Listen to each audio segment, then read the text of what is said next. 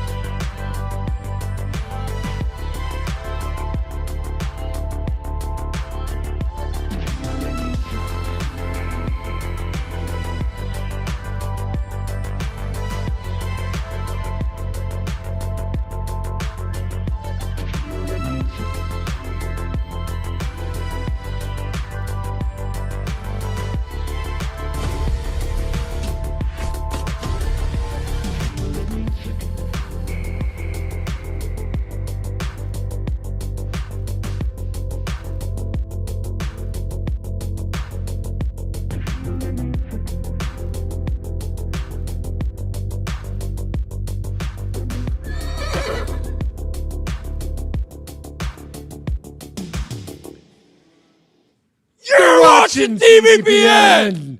Today is Thursday, August 21st, 2025. We are live from the TBPN Ultradome, the Temple of Technology, the Fortress of Finance, the capital of capital. We have a post from Jeff Dean, the legendary programmer. Tyler, do you know who Jeff Dean is? Dumb question. Dumb question. Of course I know Jeff Dean. Of course Tyler knows Jeff Dean. Do you know the list of Jeff Dean jokes? So Jeff Dean is a legendary programmer, been at Google for a very long time. One of the best to ever do it. And there's a list it was on some random website for a while. Somebody finally put it on GitHub.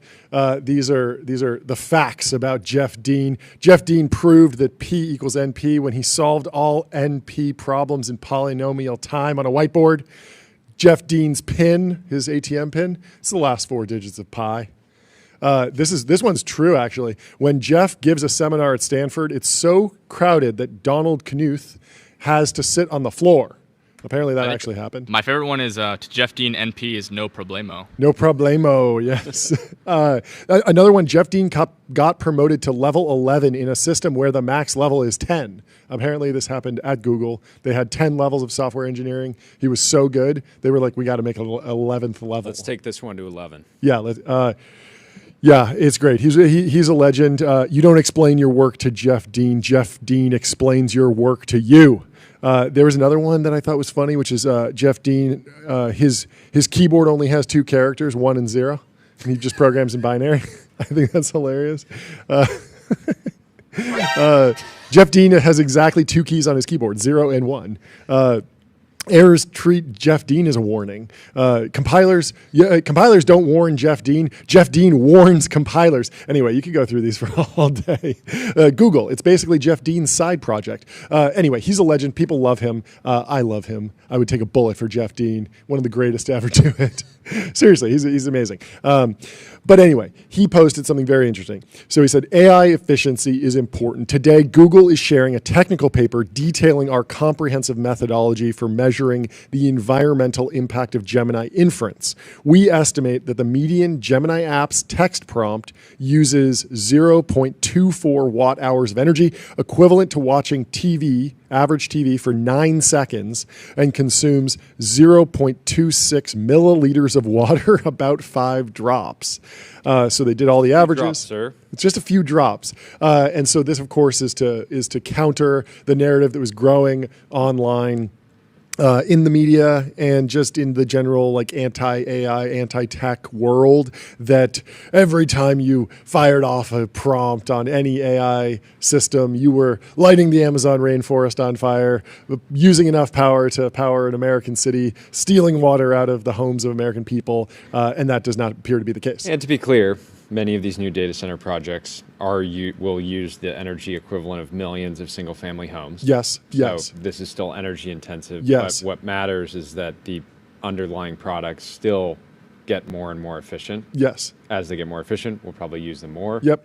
Hence, the massive energy consumption. Yeah, somebody was comping one of the latest build-outs as I think it was in the Journal actually today. It's like enough power to power a small U.S. city, and they think they maybe said like Austin, Texas, or something. Is like one data center is enough to power that. But again, this is training a model that will be used for years probably, and the training run only runs for a couple months, and then it's distributed. Yes, it's enough to power 1 million homes, but 1 billion people wind up using the stuff. So you have to think about the overall value that is created by these systems, and obviously everyone wants to optimize them. Not just the environmentalists, also the companies that if they don't reduce the amount of energy they use, their margins are terrible. And so it's not just Jeff Dean and the crew at Google who enjoy optimizing systems, and I'm sure got a ton of joy out of squeezing such performance out of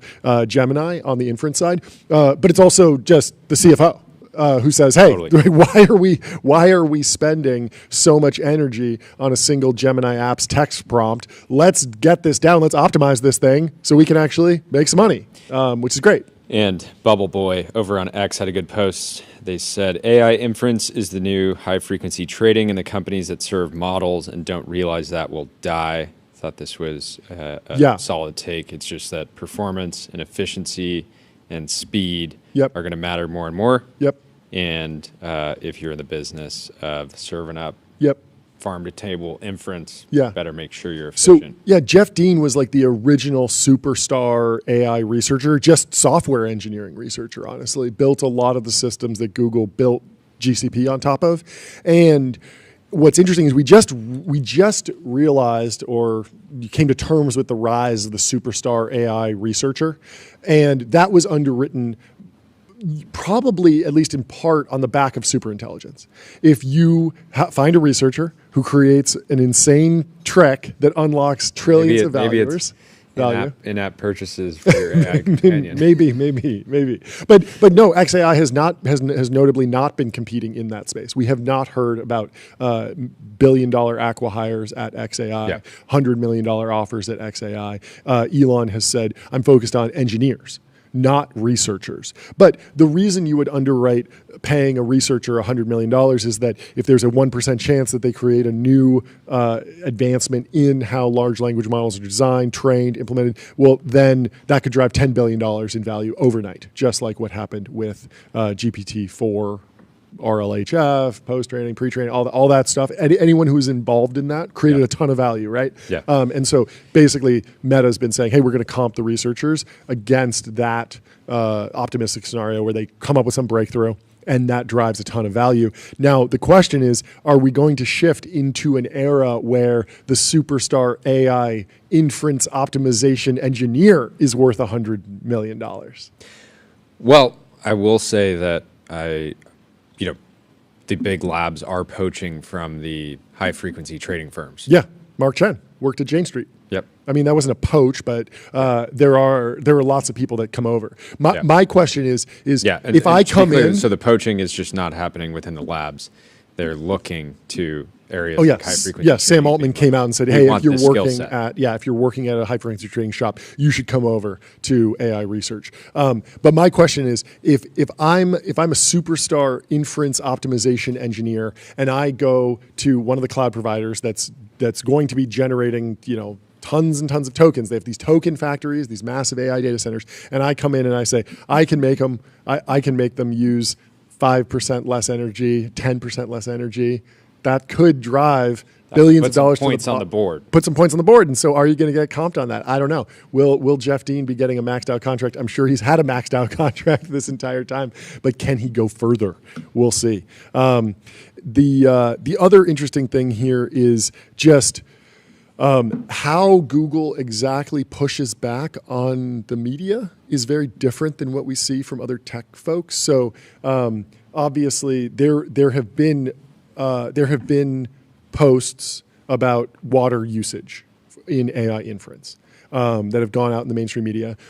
Sam Altman did address GPT-4's water usage specifically. They did an analysis. He dropped it kind of in the middle of a long post, I think in the soft singularity or something. He just mentioned it randomly. Yeah. I like this approach of not being combative, not calling anyone out for being wrong, just saying, "Hey, we take this seriously. We have this doc. They ran the numbers. We ran the numbers. And they're willing to talk about it. Here's the actual post. We have a blog post. We have a paper. You can see our full methodology. We're committed to this stuff."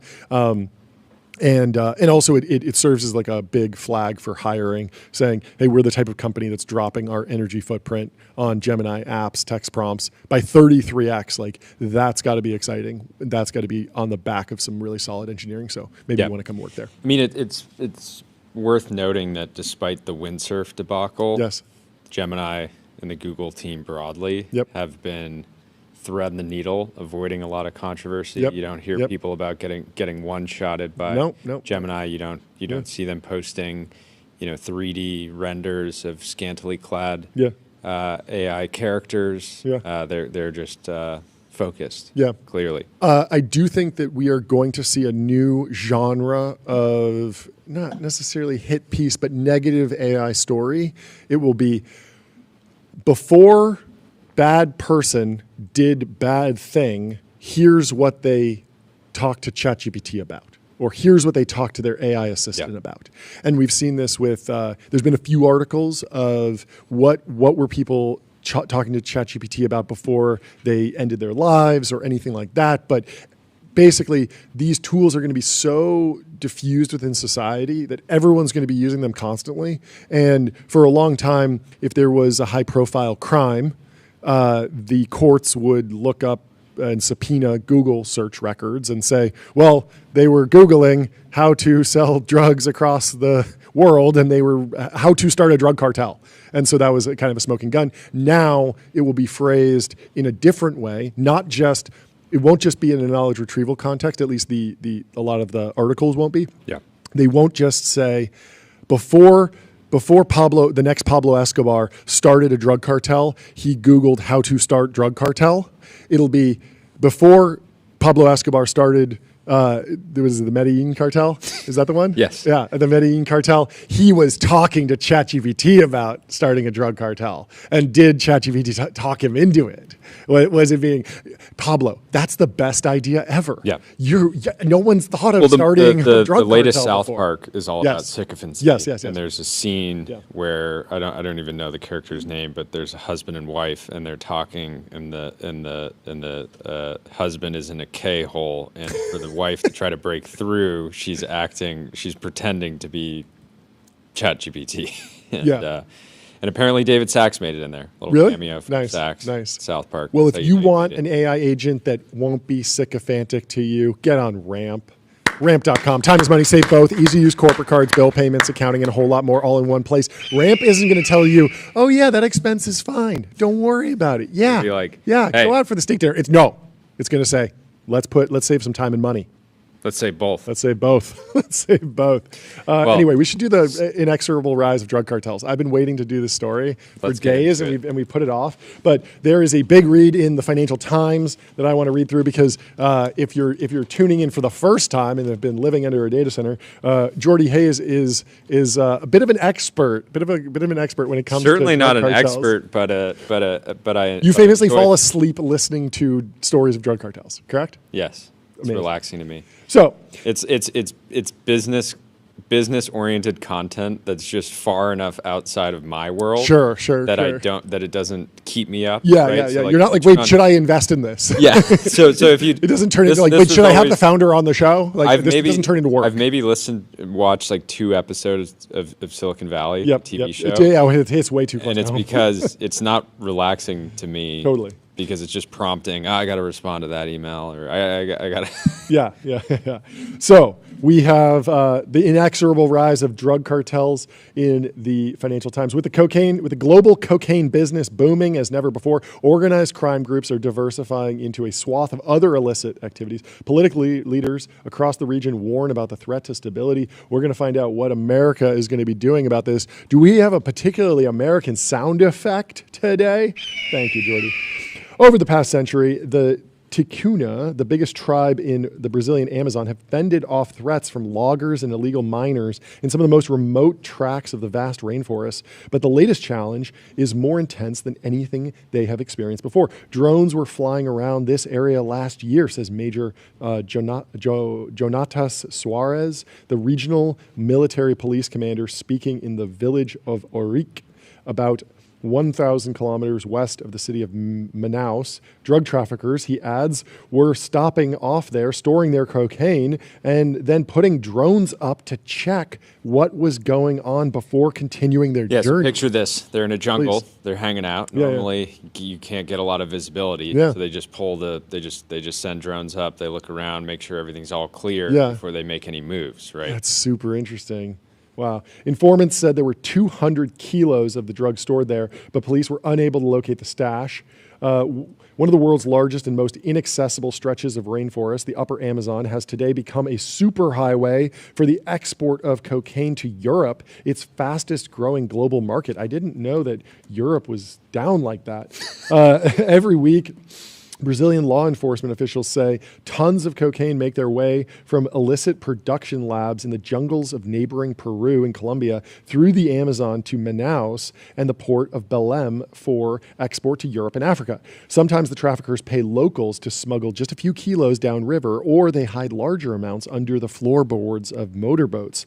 At the other end of the scale, semi-submersible craft dubbed narco subs, capable of carrying several tons of drugs, have been detected on rivers feeding the Amazon from Colombia and Peru. Imagine buying directly from the coca producers for 300 a kilo and then selling a refined kilo for 60,000 euros. Wow, in Europe. That changes the life of the guy who's trying his luck bringing it. So it's high risk but high reward, at least financially. Yeah. So if you haven't gone down this rabbit hole, it's the history of the way they make these submersibles. Oh, yeah. Is fascinating. So it started out, they would obviously use regular boats. Sure. I think those are still used. Eventually, they realized we could make these kind of homemade submarines that are not like traditional submarines and that they're going deep under the water, but they're just hovering right at the surface So they level. might have like a snorkel. So you could see one like, if you were looking out at the ocean 5 miles away, you would just not pick it up. Yeah, It's like, but if it was sitting like right, if you were on a very- dock and it was right there, you'd just see you it would right see it under right it. there. 'Cause it's but just like not 1 showing foot up under. on radar. Got it. Interesting. And it probably makes it a lot less risky. You don't have to deal with pressurization. You don't wind up in an ocean gate scenario because you're not putting it in any sort of extreme And so scenario. the more recent trend is they're now starting to leverage Starlink to maintain connectivity, and they are no longer having to put passengers and actual pilots. because they can be remotely so they can piloted. remotely Wow. control them, which just reduces. I mean, again, these the cartels don't want to lose out on shipments, like if one gets captured.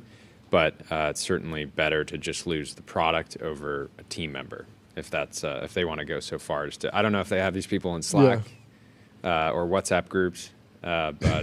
Chat is proposing SPACing a cartel. We are firmly against that here at TBPN. We will not be. Don't give Chamath any ideas, folks. The global It's like cocaine business. you asked for a business with free cash flow. I brought you one. Yes. Stop complaining. The global cocaine business is booming as never before. I had no idea.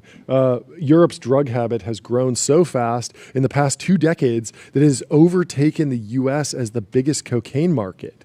That is crazy. Total They really are like victory. 50 years behind everything. They don't get their movies for a few years. They don't AC yet, and they're just getting the drugs that Americans were doing in the 80s, I suppose. While the narcos are hooking new users in the Middle East and Asia, flush with money, Latin America's cartels are diversifying from drugs into a swath of other criminal activities.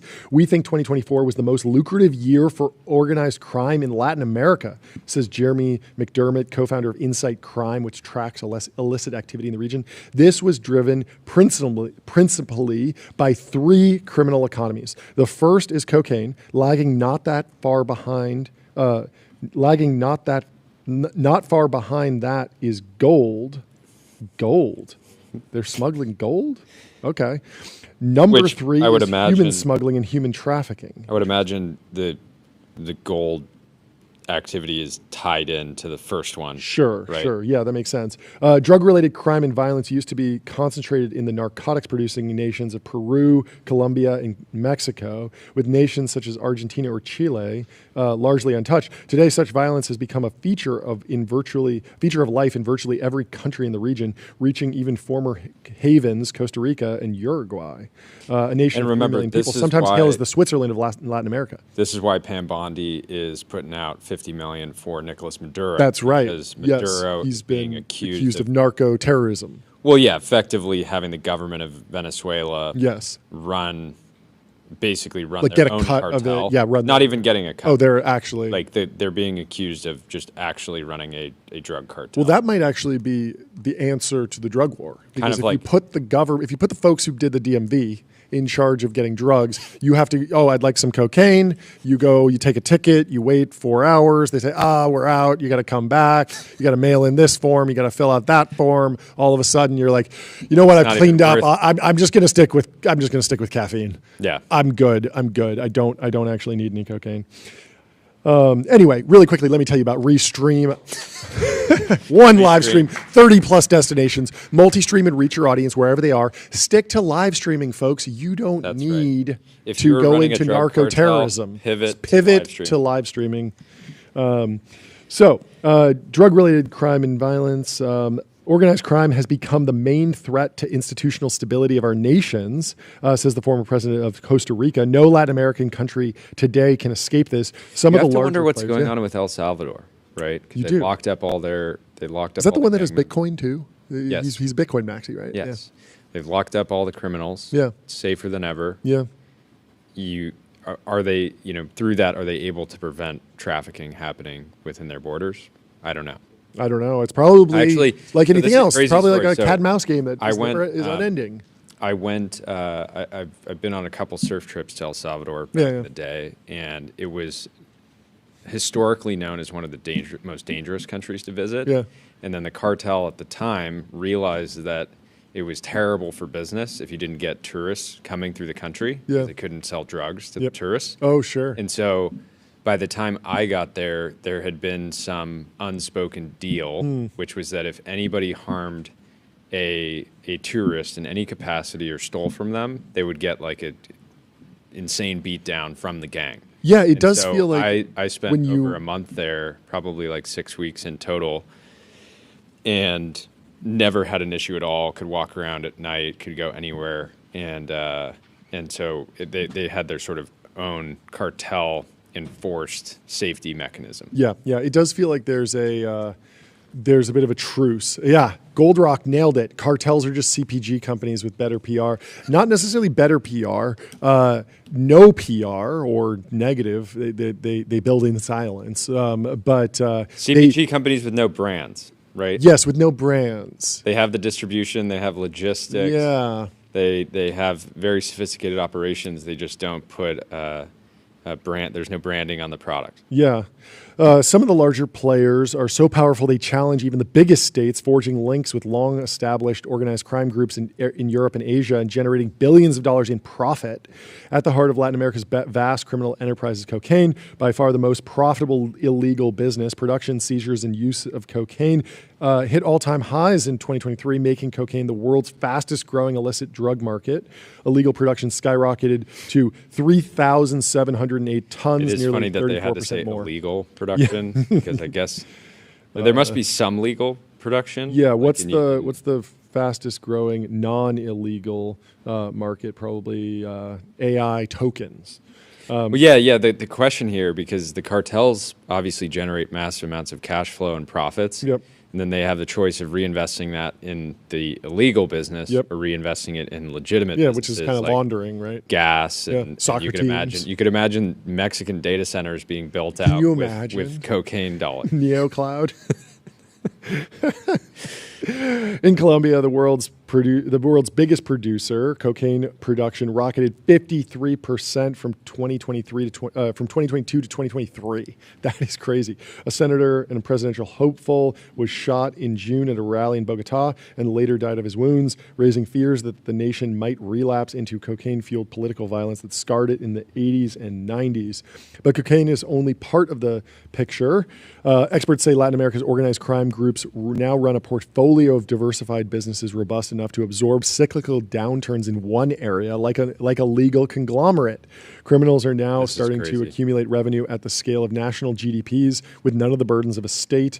They're operating across borders in countries with legal systems that were built for a past age. The combination of illicit businesses, they're no longer drug trafficking organizations. They will move anything that transits their area of control. You have Logistics. all of these new markets opening up. Incredible. Anyway, you should go and read the full deep dive in the Financial Times. Well, This is actually a series. here's the thing that's more interesting. So, Trump recently designated 8 Latin American cartels as foreign terrorist organizations and secretly signed a directive to the Pentagon to begin using military force against them, the New York Times reported this month. Mm-hmm. And as part of that, so now there's spy drones flying over Mexico, like gathering information in real time.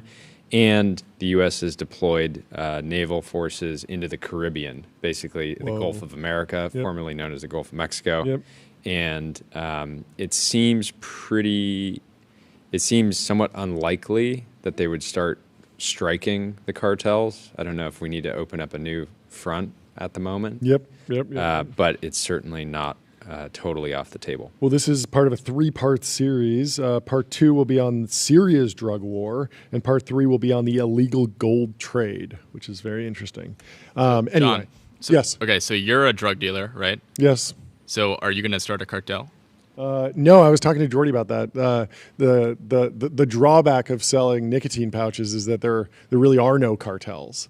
Closest thing to cartels. You mean there's not yet? Are the big nicotine. Yeah, the big tobacco companies have really solid control over their supply chains and they won't distribution. They won't centers. kill an upstart like you, but they do try to make startup life a bit harder. Yeah, a little bit. It's more just like they have a monopoly over the distribution in retail, which is where people buy nicotine-containing products, and so they can just kind of sit back, like they're chilling. It's kind of like Google's search monopoly. Like they're just good. They don't really need to be overly aggressive, and Google doesn't really need to, take shots at Bing or like try and like tie Bing up in court or do anything because like people just use Google and they're good. Anyway, let's. The chat says Tyler unlocked Grok Premium for sure. I missed something. What's with Tyler's fit? It is Thursday and it's summer and it's hot. It's a so we're going mid-August casual Thursday afternoon. Yeah. Anyway, let me tell you about public.com investing for those who take it seriously. They got multi-asset investing, AI-powered analysis, and they're trusted by millions, folks. We have a very important post here from East Village Guy. He says, being a salesperson that doesn't drink or golf is like playing Scrabble with dyslexia. Yeah, the golf. Yeah. I'd love to see the real fighting with one hand tied behind your back would be being a vegetarian and not being able to go out to those steak dinners. I think you can get by without drinking. Golf is important, but there's other things to do. You could go track days. Track You days. could do something else. There was a fun article in the Wall Street Journal. But if you can't go steak to steak with a prospect, you're going to have a tough time. Yeah, this article on the front page of the Wall Street Journal really tells you about what's slow a news day. It truly is. 9 beers, 9 hot dogs, 9 innings. Challenge accepted. A gut-busting race against the clock has taken off among baseball fans. I tried it, says Xavier Martinez in the Wall Street Journal. On the front page, this is front page Wall Street Journal news, I lean back in my nosebleed seat. 7 empty cans of Coors Light littered around me and 8 hot dogs marinating in my stomach. I tried to remember how I ended up in this place, so sick and yet so determined to keep going. I'm not a big drinker, nor can I remember ever craving a hot dog. Oh, right, I was attempting the 999. Now, a ballpark tradition, the challenge entails eating 9 hot dogs and drinking 9 beers in the course of a baseball game. I had found a group of friends who planned to take it on during a game between the New York Mets and the Atlanta Braves and asked if I could tag along. Against the advice of every cardiologist ever, I decided to try it myself. Joining me in attempting the challenge were Tim, a 29-year-old software engineer. Let's hear it for the software engineers, folks. And William Lee, a 38-year-old analyst, Sharona Lynn, a 31-year-old writer. If things went wrong, we could share the janitorial duties. Wild story in the Journal just about this. Just the important stuff. Just the important stuff. And he truly wrote this piece fully. It's great. Does it kind of trail off towards the first- end? Like he's clearly feeling the effects. Yeah. I was thinking about, this reminds me of the 999 that a lot of people in Silicon Valley do. 9 glasses of Screaming Eagle, 9 servings of beluga caviar, 9 different horses competing in dressage. Yes. And so when I heard he was doing the 999, I thought that's what he was doing. Venture capitalists heard about the 996 and they decided to adapt it for Yes, the lifestyle. 999. Our first beers had been a respite from a sticky New York afternoon. Those Nathan's hot dogs had surprised me with their juicy snap. It's now or never, I recalled Lee saying when the game began and we naively clanked our 12-ounce cans together in celebration of gluttony. But now, with time running out and my body at war against itself, doubt was creeping in. I'm limping, but I'm getting there, said Deigel. I was feeling worse. The 999 has existed for at least a decade, though for much of that time, it was largely the domain of frat bros and competitive gorgers. Recent social media attention and spin-offs have given it new popularity. NFL great J.J. Watt completed the challenge last month. Barstool Sports this year debuted a 99.99 challenge with a 9-member team that included competitive eating champion Joey Chestnut. Skateboarders gather each year in Brooklyn Park to consume 9 hot dogs, 9 beers, while completing 9 specialized kickflips. That sounds extremely difficult. Specialized kickflips? Probably like a kickflip, a heel flip, a pop shove it, right? That's not a kickflip. I think he's using kickflip as an abstraction on top of just flip trick. Got it. Generally. Yeah. Well, he not grabs. He should respect. He should my respect culture. your culture. a straight How flip. advanced can you do? Can you do a double kickflip? Can you do a triple kickflip? I probably couldn't right now in No. loafers, but I could land a kickflip in 5 minutes if I was. If Okay. I was, if it But was at your required of me. peak, could you do a All of them. 540? Could you do a 720? All of them. You could do a I had a 900. skateboard company. as You a could do a kid. 900. 900 no. Okay, But yeah, so there those is a aren't limit. kickflips. Those are those are- talking about half pipe. Now. Yeah. Okay. I'm trying to I understand. had a mini ramp. My dad built me a mini Okay. ramp with scraps. My dad and my uncle built a mini ramp with scraps in our front yard. It was probably the worst thing ever. What about a heard. varial? Varials? Yeah. What but about that's not a highly respected switch trick. nollie quad heel flip? Quad heel flip. That's a special trick from Tony Hawk's Pro Skater. Yeah. XX. What were the snowboarding? SSX. SSX was the snowboarding one. Great game. You know what else is great? Vanta. Automate compliance, manage risk, and accelerate trust with AI. Vanta helps you get compliant fast, and we don't stop there. Our AI and automation power everything from evidence collection and continuous monitoring to security reviews and vendor risk, whether you're starting up or scaling. Oh, guess what, A little John? bit different. What's up? Investment alert. Investment alert. What's The up? White House has just posted investment alert. Adrian is investing $200 million to build an advanced manufacturing No way. facility Let's go. in Arizona. I said it Fantastic. before. America is cultivating Chris Power, and he They is absolutely really cooking. are cultivating Chris Power. The new startup meta launch videos are done. Don't do launch videos. You got to get You got to get the big White guy. House to post. You gotta get the White House to your announcements from their main handle. Or you can get Patrick O'Shaughnessy to post and That do a whole also helps. profile on you. So there are a bit of dueling articles today. Yeah. Because the Wall Street Journal is talking about a school that embraces AI learning. We'll run through this, then we'll do the Patrick O'Shaughnessy Colossus profile.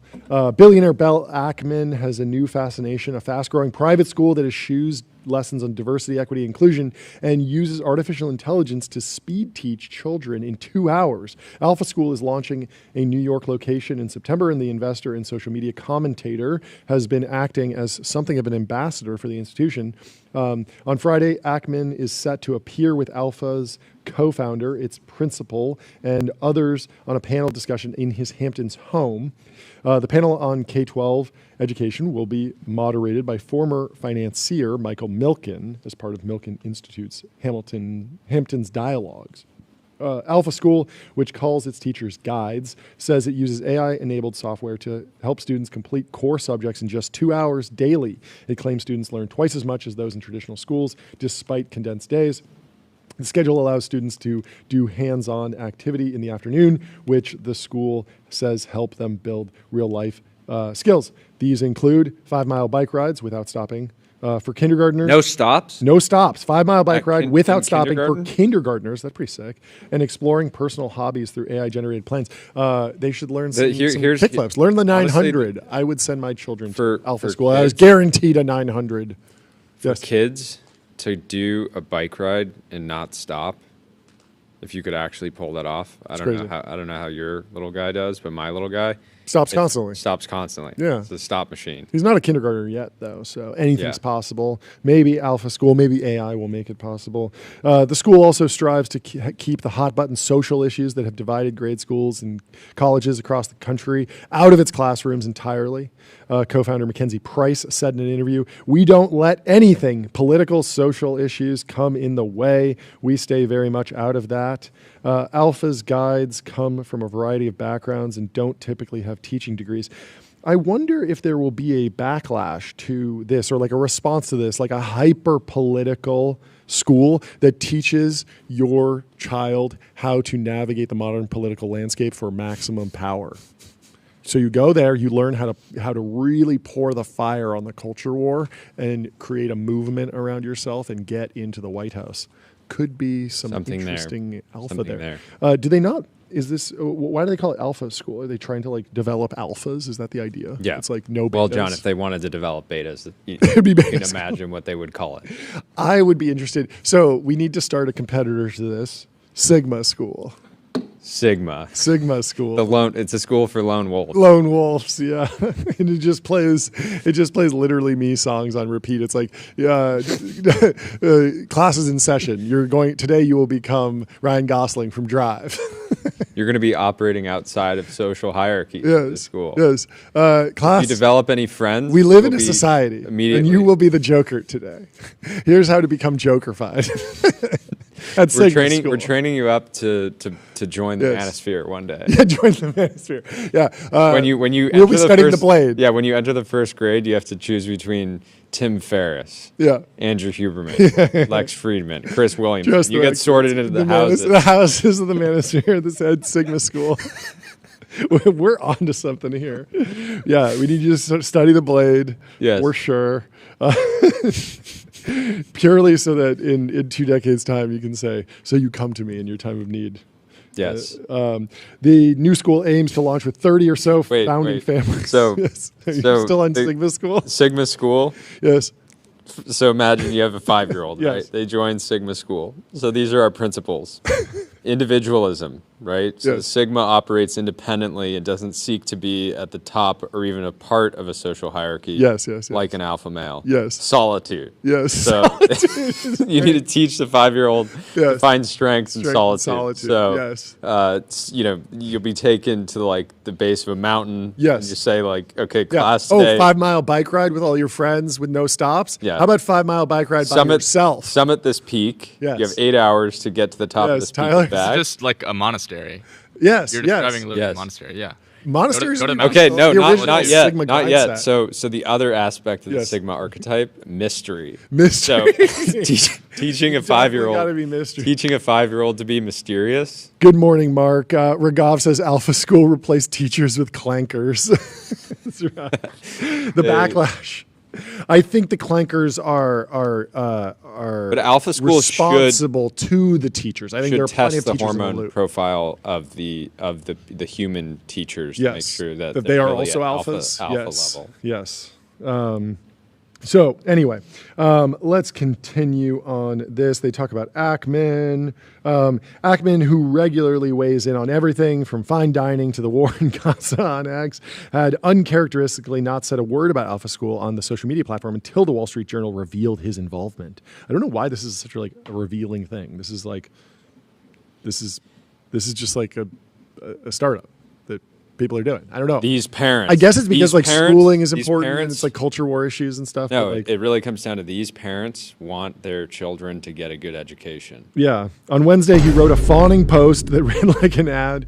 A person close to the school said Ackman is now poised to become a de facto ambassador. He is already enmeshed in the New York's education scene. Sits on the board of trustees of Horace Mann, the school's most storied, one of the city's most storied private schools. Ackman first learned about Alpha School this year at this year's Berkshire Hathaway annual meeting after speaking to Sahil Bloom, author of The 5 Types of Wealth. Some of the people familiar with the matter What said are the 5 types of wealth again, John?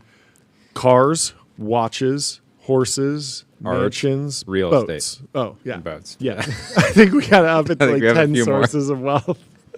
10 types of wealth. Anyway, he has since been hyping up Alpha School to parents in his social circle. Ackman has been a spoken critic of DEI programs. He will appear on a panel Friday alongside Price and Joe Lamont, a Texas-based billionaire who Alpha says has served as its school principal for the past 2 years. Lamont is the founder of Trilogy Software, which became part of his private equity firm, ESW Capital. Do you know what ESW Capital stands for? Tyler? Pop quiz. I don't Quiz. ESW stands Enterprise. for Enterprise Software. Group? No, ESW Capital, Enterprise Oh, Software yeah. Capital. Nothing better than that. That is a fantastic name. Yeah. He has Can developed. we jump over to the software. Colossus story? We should. So, Class is dismissed.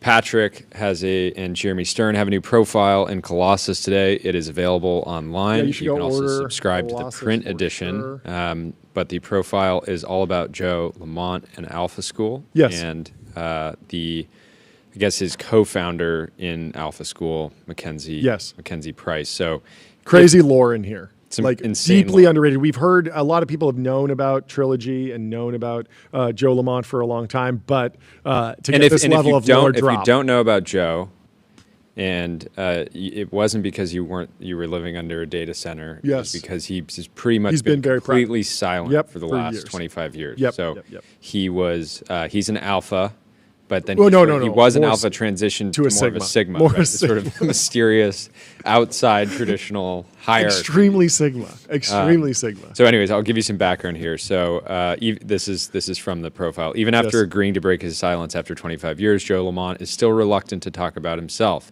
It's hard to get him to relive Trilogy, the enterprise software company Let's just give it up for Enterprise Software real quick. The Enterprise Software company he founded in 1989, which by age 27 put him on the cover of Forbes twice as America's youngest self-made centie. So if you've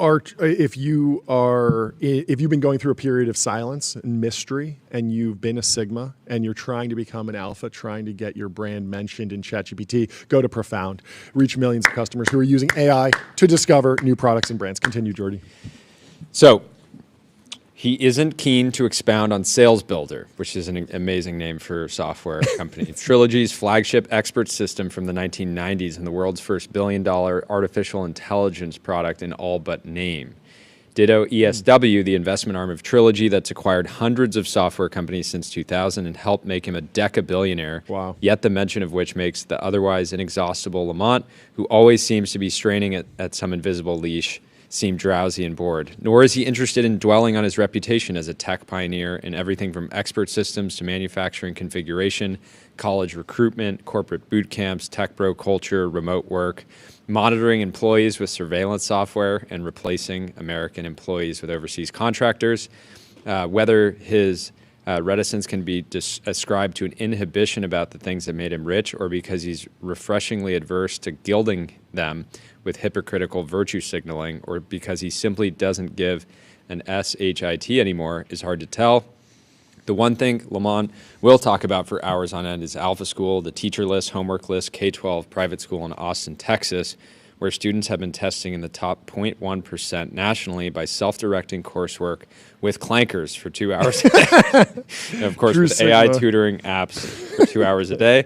Alpha students are incentivized to complete coursework to quote-unquote mastery level, scoring over 90% in only 2 hours via a mix of various material and immaterial rewards, including the right to spend the other 4 hours of the school day in quote-unquote workshops learning things like how to run an Airbnb or a food truck, manage a brokerage account or Broadway production, or build a business or drone. And you know It's so why funny you to think- have to go to and actually subscribe to Colossus Magazine, because you can get this beautiful picture of this horse with in print Mackenzie with Mackenzie. Price. Yes, Right. The co-founder of Alpha Yeah. School, and Flair, the horse. But it's so I when love you it. think about, Anyway. thinking about these courses that they're taking, these K through 12 students through how to run an Airbnb. I Yes. wonder if they found any course bros online that Yes. are and trained in AI Yeah. on their programs of how to build a 9-figure Airbnb empire. Mm-hmm. First trick there would be to just get those assets on Wander. Find your Love it. happy place. Book of Wonder Book with of Wonder. inspiring views, a hotel, great amenities, dreamy beds, top tier cleaning, and 24/7 concierge service. It's a vacation home, but better, folks. And we have our first guest of the show. No Chase way. Lockmiller is here. Welcome to the stream, Chase. How you doing? Calling in from a log cabin set. That's a Love it. beautiful background. Where are you? Great. If you You can, Yeah, if you can I'm in, dox your location broadly. I'm in Jackson Hole right now. I have Very nice. an event that I'm attending out here, so Amazing. found a corner of the log cabin to call in to hang out with you guys. I love it. Give us the update. What's the news? Break it down for us. We are excited and thrilled to share that Crusoe made an acquisition today. Let's go. Let's go. Let's go. Get the gong ready. What'd you buy? What'd you buy? Crusoe acquired a business called Atero. Sorry to keep interrupting. What do I they get a do? little excited. So Crusoe acquired a business called Atero, Yeah. and we're really thrilled to welcome the entire Atero team to Crusoe. Atero's been a company that's mostly been operating in stealth, but they have been focused on optimizing the very low-level pieces of the high-performance computing infrastructure stack, particularly around memory optimization. So, there's a lot of investment being made today for these very large clusters, these large-scale AI factories that are bringing, intelligence to the masses and embedding intelligence in the economy. But a lot of that infrastructure is not used nearly as efficiently as it could be. And a lot of that has to do with like getting the data into the right place at the right time, so that your GPU utilization rate can go way up.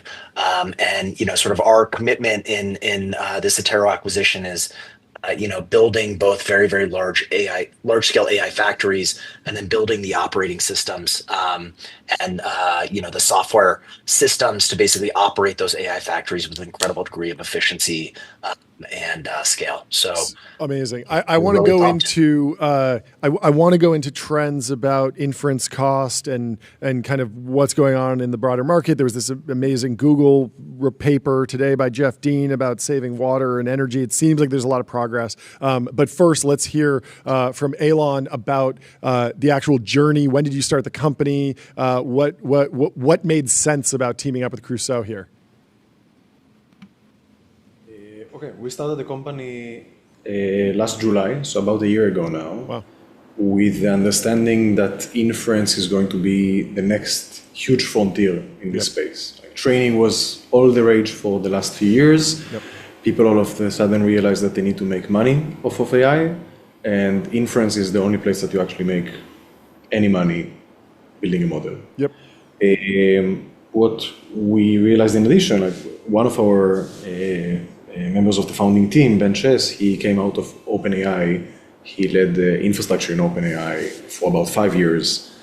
This guy knew what it means to run inference at scale. He knew what are the challenges. He knew the challenges of scaling. He knew the challenges of orchestrating different workloads on the GPU clusters.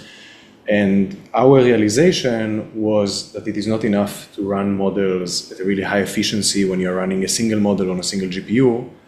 But the challenge comes when you actually have a real-world workload that breathes and changes size, like changes the amount of resources it consumes, changes what models are being served, what type of prompts are being asked of it to do.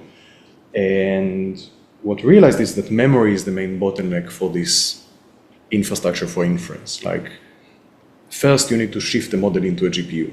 Models are huge. They're about 1,000 times larger than standard containerized applications. Like, just how much time it takes to put it into a GPU. Sure. Secondly, user assets are also huge. Like, typically, when you have a user session in a standard consumer application, you have a few photos, a few text assets. Those weigh a few kilobytes, megabytes.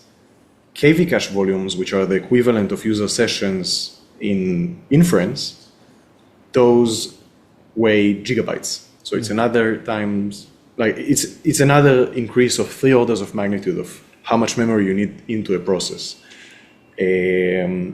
So that's what we have solved with our technology. We have the Atero technology, the unified memory layer. This allows you to utilize the GPU cluster to its fullest, shift memory assets fluidly and in the highest possible speed throughout the cluster. And this allows you enormous performance improvements in everything related to inference. What layer of abstraction are you operating at? There's obviously a host of different large language models, some open source, some closed source. There's a variety of different chips and you have stuff from Amazon and Google. Like, are you sitting above CUDA in the NVIDIA ecosystem? Are you agnostic to any particular piece of the stack? Just help me kind of understand when an AI company would pull this particular product off the shelf. So we have built throughout the last year a few different ways of structuring this offer, and this also relates to your question. Mm-hmm. But the way I like to look at it, I have two analogs in mind when I think about our tech. You can think about us as an in-memory, high throughput cache. Mm-hmm. So it's kind of like a database, a Redis for your AI application that gives you the assets as fast as possible into the process. So I like to think about it as something that is sort of orthogonal or in parallel with the CUDA stack and the VLLM. So we integrate on the side and allow you to shift in and out assets from the existing stack very rapidly. This actually allows us to very easily integrate to everything. We can integrate to VLLM, but we can integrate to any inference runtime.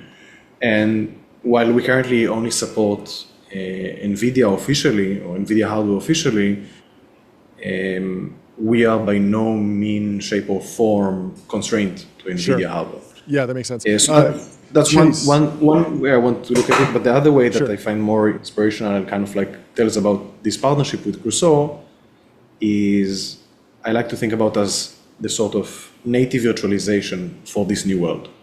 So it's virtualizing the memory, which is the main asset. So I think about it as the equivalent of VMware for the wave of AI.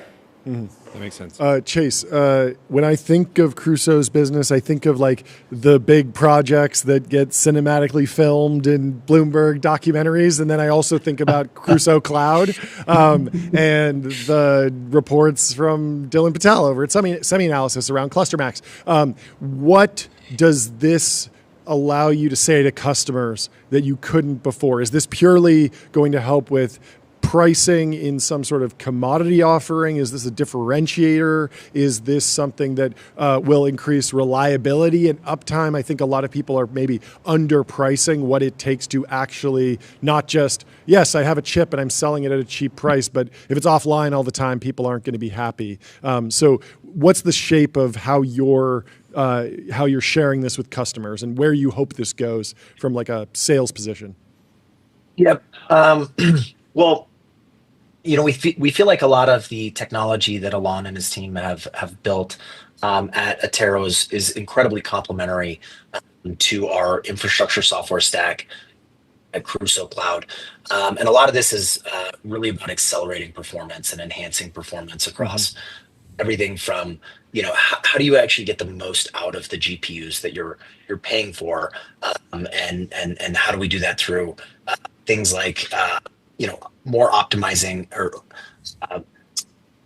but how do we do that by things like investing in the storage layer so that you're basically able to use multiple different layers of storage very cohesively to have your data in the right place at the right time to utilize your GPUs more effectively.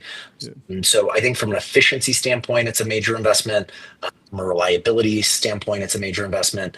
And then, leveraging the scale that Crusoe has and being able to operate that infrastructure at, gigawatt scale, I think is like a very important aspect to, this investment we're making. When I think about like benchmarks and metrics, I think like, one of the things that people are frankly looking at is like dollar per token, right? Yeah, totally. And if you actually, if you double your utilization rate of your GPU simply by, optimizing how you manage your KV cache, how you, manage your, how the model actually gets managed, then you can actually drive down the cost per token by half, right? Yep. So when we think about it, it's like, what is the cost of intelligence running on Crusoe Cloud and like the intelligent result that folks are actually, coming to us for at the end of the day? And how do we actually drive massive efficiencies for all sorts of different high performance workloads? Yeah, it goes from cost per token to the for the end customer in the end profit per token. Would be the exactly. goal. I want to hear. Yeah, about I mean, if you're trends, yeah. if you're people get very focused on the dollar per GPU hour, but if your GPU isn't stable, it's not reliable, you can't move data into it effectively, you don't actually know how to utilize it effectively for your own, hosted inference workload, you're not going to be able to create that much value for ourselves. So, our goal here is to, invest in the platform and to drive massive performance gains that will ultimately enable our customers to drive more value for themselves by using Crusoe Cloud. There was a post we covered earlier on the show from an account called Bubble. They said AI inference is the new high frequency trading, and the companies that serve models and don't realize that will struggle. What's your reaction to that? Is that what it kind of feels like right now internally in terms of just like it feels like speed, performance, cost? Yeah, you hear all these crazy stories about high frequency traders like, Jane Street maintains OCaml, like a special language just for high frequency trading. They'll build their own backbones if they need to, just to move data more quickly. It feels like there's potential that we're going in that direction. Yeah, speaking as someone who spent 10 years working in the high frequency trading sector, I don't know if you guys knew that, but I didn't. I did I, not. That's lore. That's lore. That's great. you know, I do think that there are elements of this that rhyme with kind of what's happening in high frequency trading. Sure. I view it very much as a massively expanding pie, though, as opposed to kind of a fixed pie that the high frequency traders are competing for. Um, and as performance gains increase, utility of this infrastructure will go up and demand will go up with it. So it has kind of this like reflexivity that if we can actually as an industry help drive better performance, we can actually grow the pie, and make the impact of what we're doing way larger. So I think it has like a positive force that high frequency trading doesn't in that totally. regard. That being said, I do see like hosting of more widely used open source models to be something that will commoditize over the course of time. And things like speed, cost, and a bunch of different tricks to optimize performance are definitely going to be instrumental in providing a great product to the marketplace. Yeah, I mean, on that note of like tricks, do you feel like we're on a Moore's law type curve for cost per million tokens, where not necessarily that it mirrors Moore's law in getting half the price every 18 months, but it just that it's somewhat predictable versus the progress on the usefulness of LLMs felt extremely spiky, and you get these crazy branches in the tech tree and research paths that just all of a sudden produce a ton of value, and it kind of goes from 0 to 100. But on the cost side, do you think that we're going to be chipping away at this, making solid gains on a predictable cadence, or do you think there might be like one weird trick that every AI lab will love?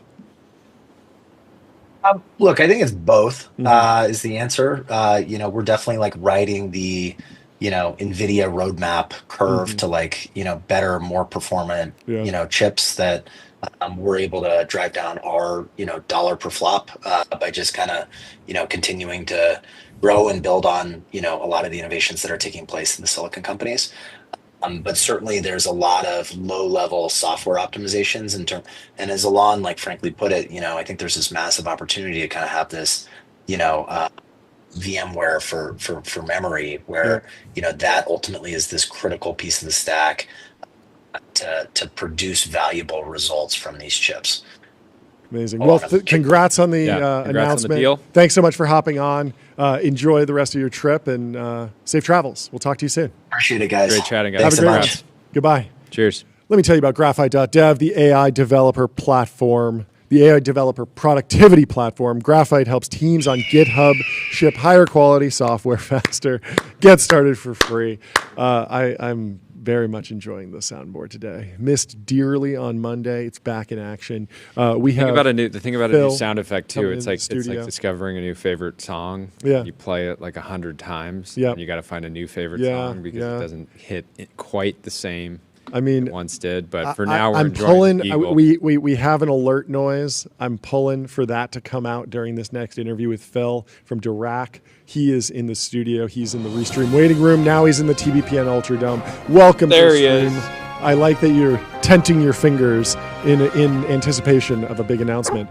What you got for us, Phil? What's new in your world? Gentlemen, it's a pleasure to be on. Good to see you all. Great to see you. I'm calling in live. Currently forward deployed on site There we with the go. customer. We are a See it. small burgeoning defense prime in Costa Mesa. Having a great time over here. As you can see from the phone booth that I'm in, it's Yes. great lighting Fantastic. over here. We have some pretty exciting stuff that we're talking about today.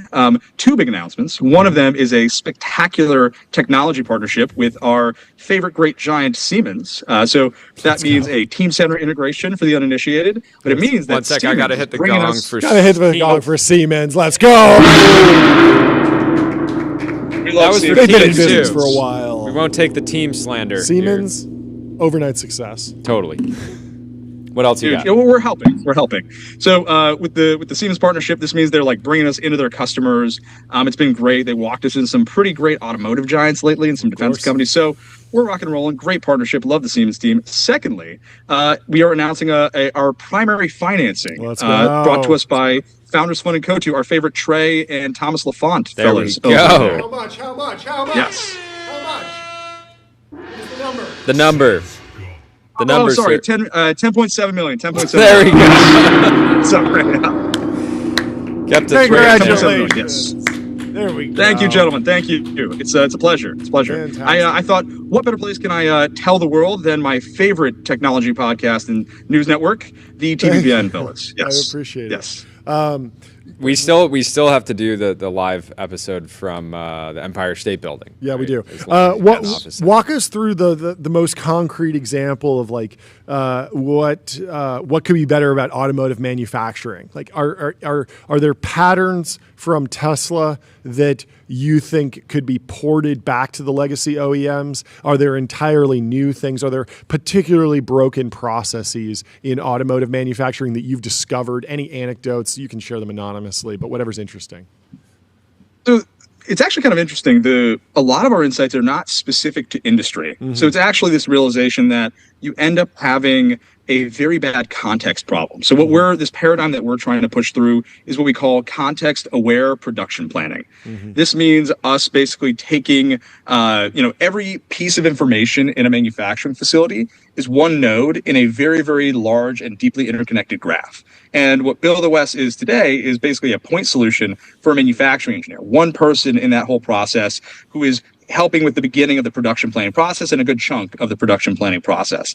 And what we find at an automotive facility, at an aerospace and defense facility, at an ag, like a tractor manufacturer facility, is that they have context that might live on the shop floor. They have context that might live in the design world, and they often aren't connected. They often leave the facility once somebody retires with all that tribal knowledge. And so a lot of what we found is there exists this interesting like spectrum of volume versus mix. So a aerospace and defense manufacturer does everything very manually.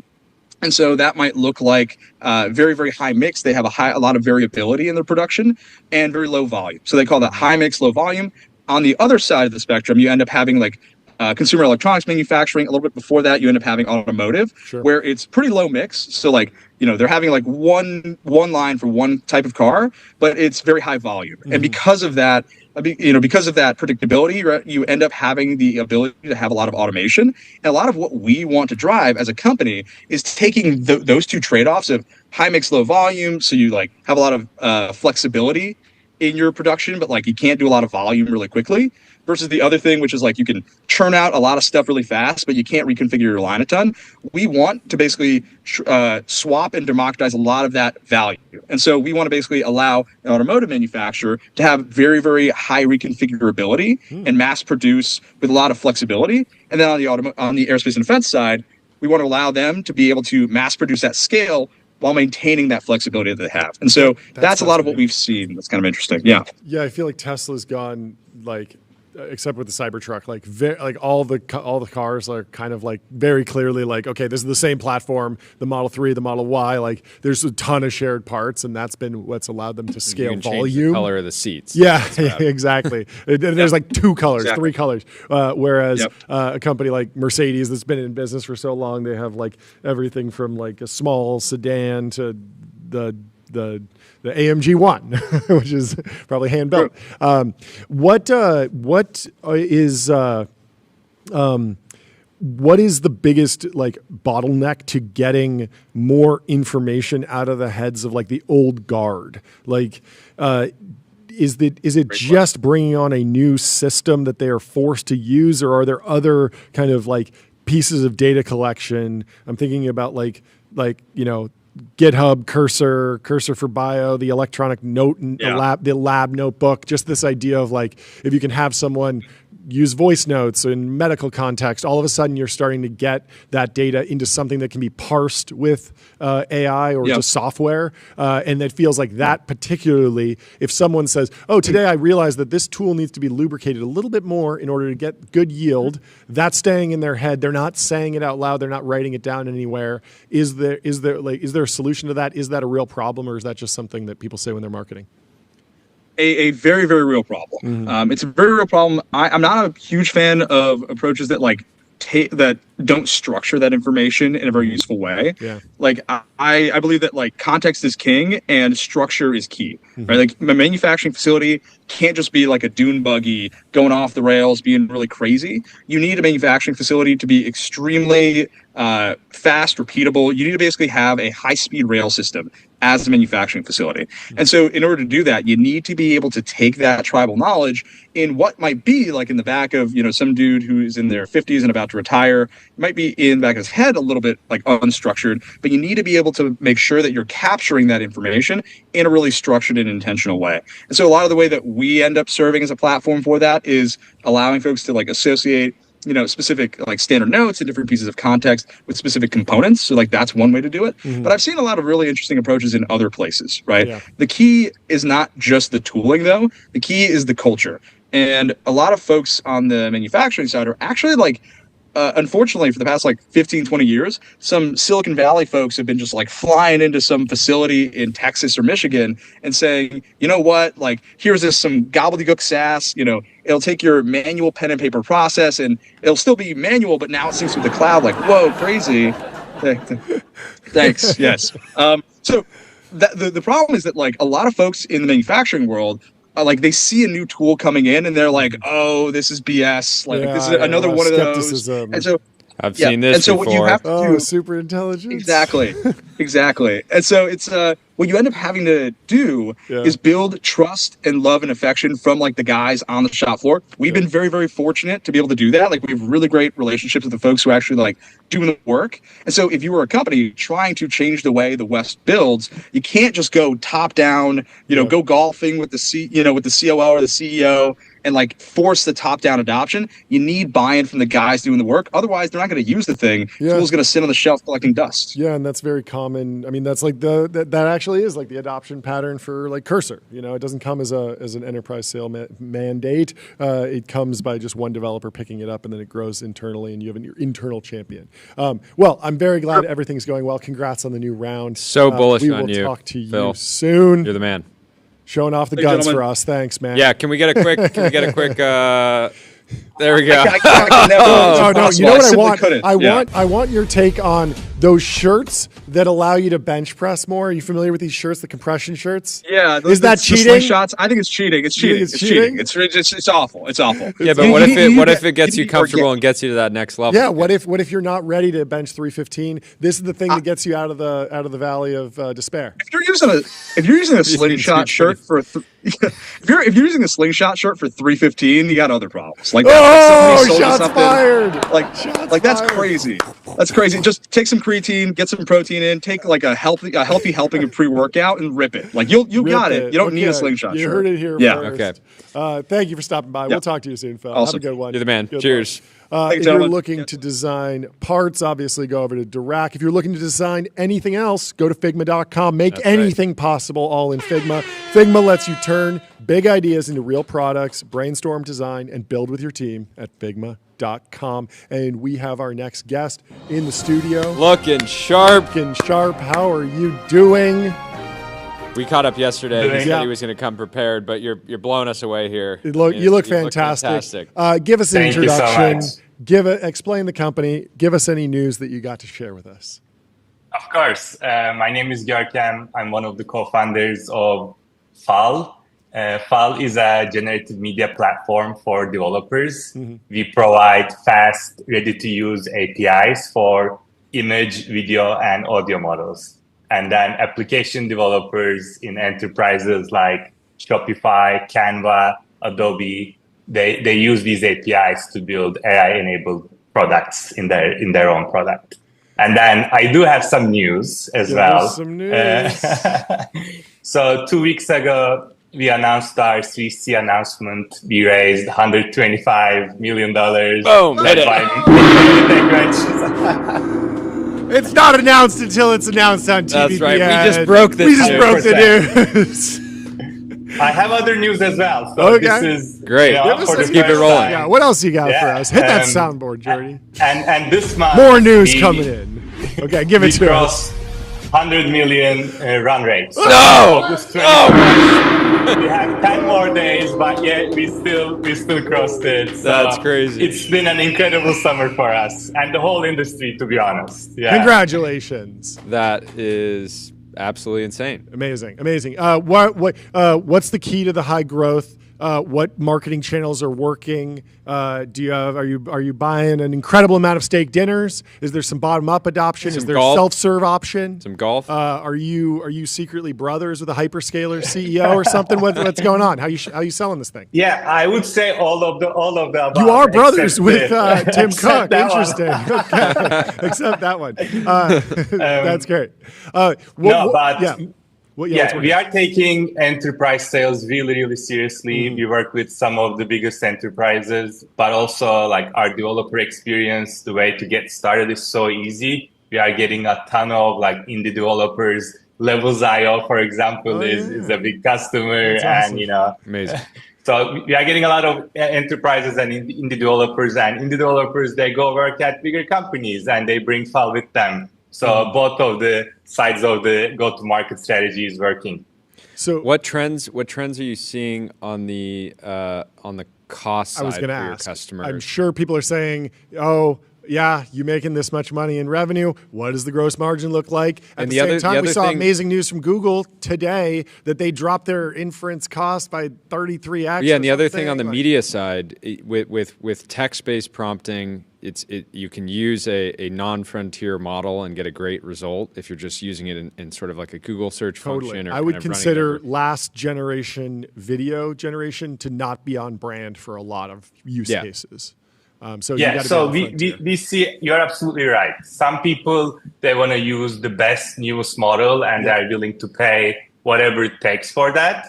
But we make more money actually on like the cost-effective models. Oh, People who want to use it for higher volume, Sure. but the model is good enough. Yeah. So that's a very interesting sweet spot that we actually make more revenue. But you're right, for a certain type of customer, they're always looking for the best and the newest. Maybe they're trying something. Maybe they just want to get it out the door. So the cost is not a problem for them. Are you seeing opportunities on distilling models for specific use cases? I could imagine like an image or video generation model that's just good at really good at logo animations or text or just product photography or just beverages, and then that being just cheaper to inference. Is that a crazy idea? Is there something there? No, I don't think so. I wouldn't say it's cheaper to inference, but it's maybe better to inference. Okay. So for image models, fine-tuning is actually a really, really big use case. Not enough people pay attention to it because I don't think it works very well for LLMs. But for image model, for the past year, we've done like really good work on fine-tuning research. And, you can basically fine-tune on a product and you now can generate better images of that product. It's actually a really big use case for us. And same thing is going to happen for video. We are just getting open source video models that are fine-tunable. So a lot of companies are working on post-training strategies to create different camera angles, different styles, different angles of a certain product or a person. So I expect a lot of developments on the video fine-tuning side going forward as well. What are you seeing out of China? What are the best image, video, audio models coming out of China on the open source side? Yeah, video hasn't really had a DeepSeek moment, have they? I wouldn't say so. Like there is the best open source model is video model is Chinese right now. It's coming out of Alibaba. Sure. It just came out a couple of weeks ago, and people started using it right away. I wouldn't call it the DeepSeek moment. I don't think the DeepSeek moment for the whole industry hasn't happened yet. Yep. We haven't really hit that inflection point that video generation or image generation is mainstream. It's hidden inside products. If you go to Canva, Adobe, all these products, it's still not the main feature. Yep. It's like an additional thing. Yep. We still have some time to hit fully mainstream. But yeah, we have great models coming out of China. We have and also just great, for, I mean, this is the classic story of enterprise software. Like there are open source databases and there are still companies that build amazing businesses on top of them, providing enterprise tooling and support and infrastructure and all the different pieces to actually make a product useful instead of saying, okay, yeah, let's go provision some servers to do this ourselves. Fascinating.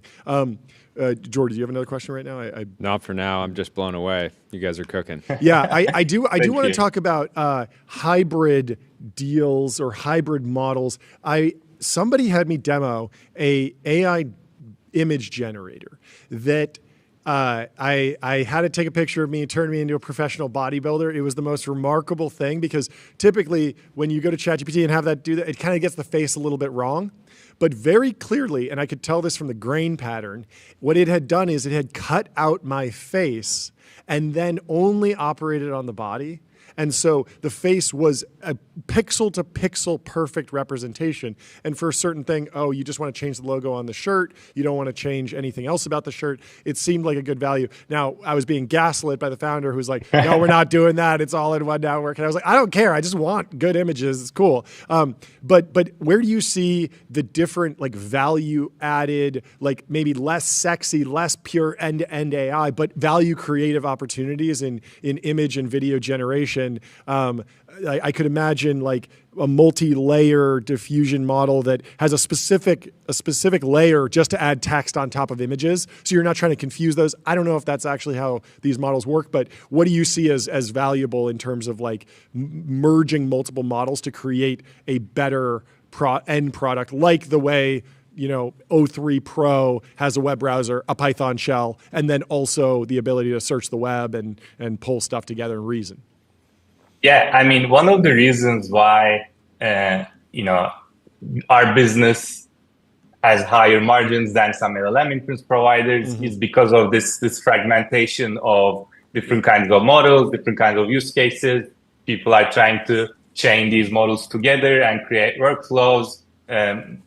Both image and video models, they haven't really generalized yet. So you can't write a long prompt and expect, the image and video to edit itself. It's still a lot of model chaining and workflow generation. So like the use case you just said, like putting your face onto something else, it's like chaining couple models. And we have a lot of that behavior on the platform.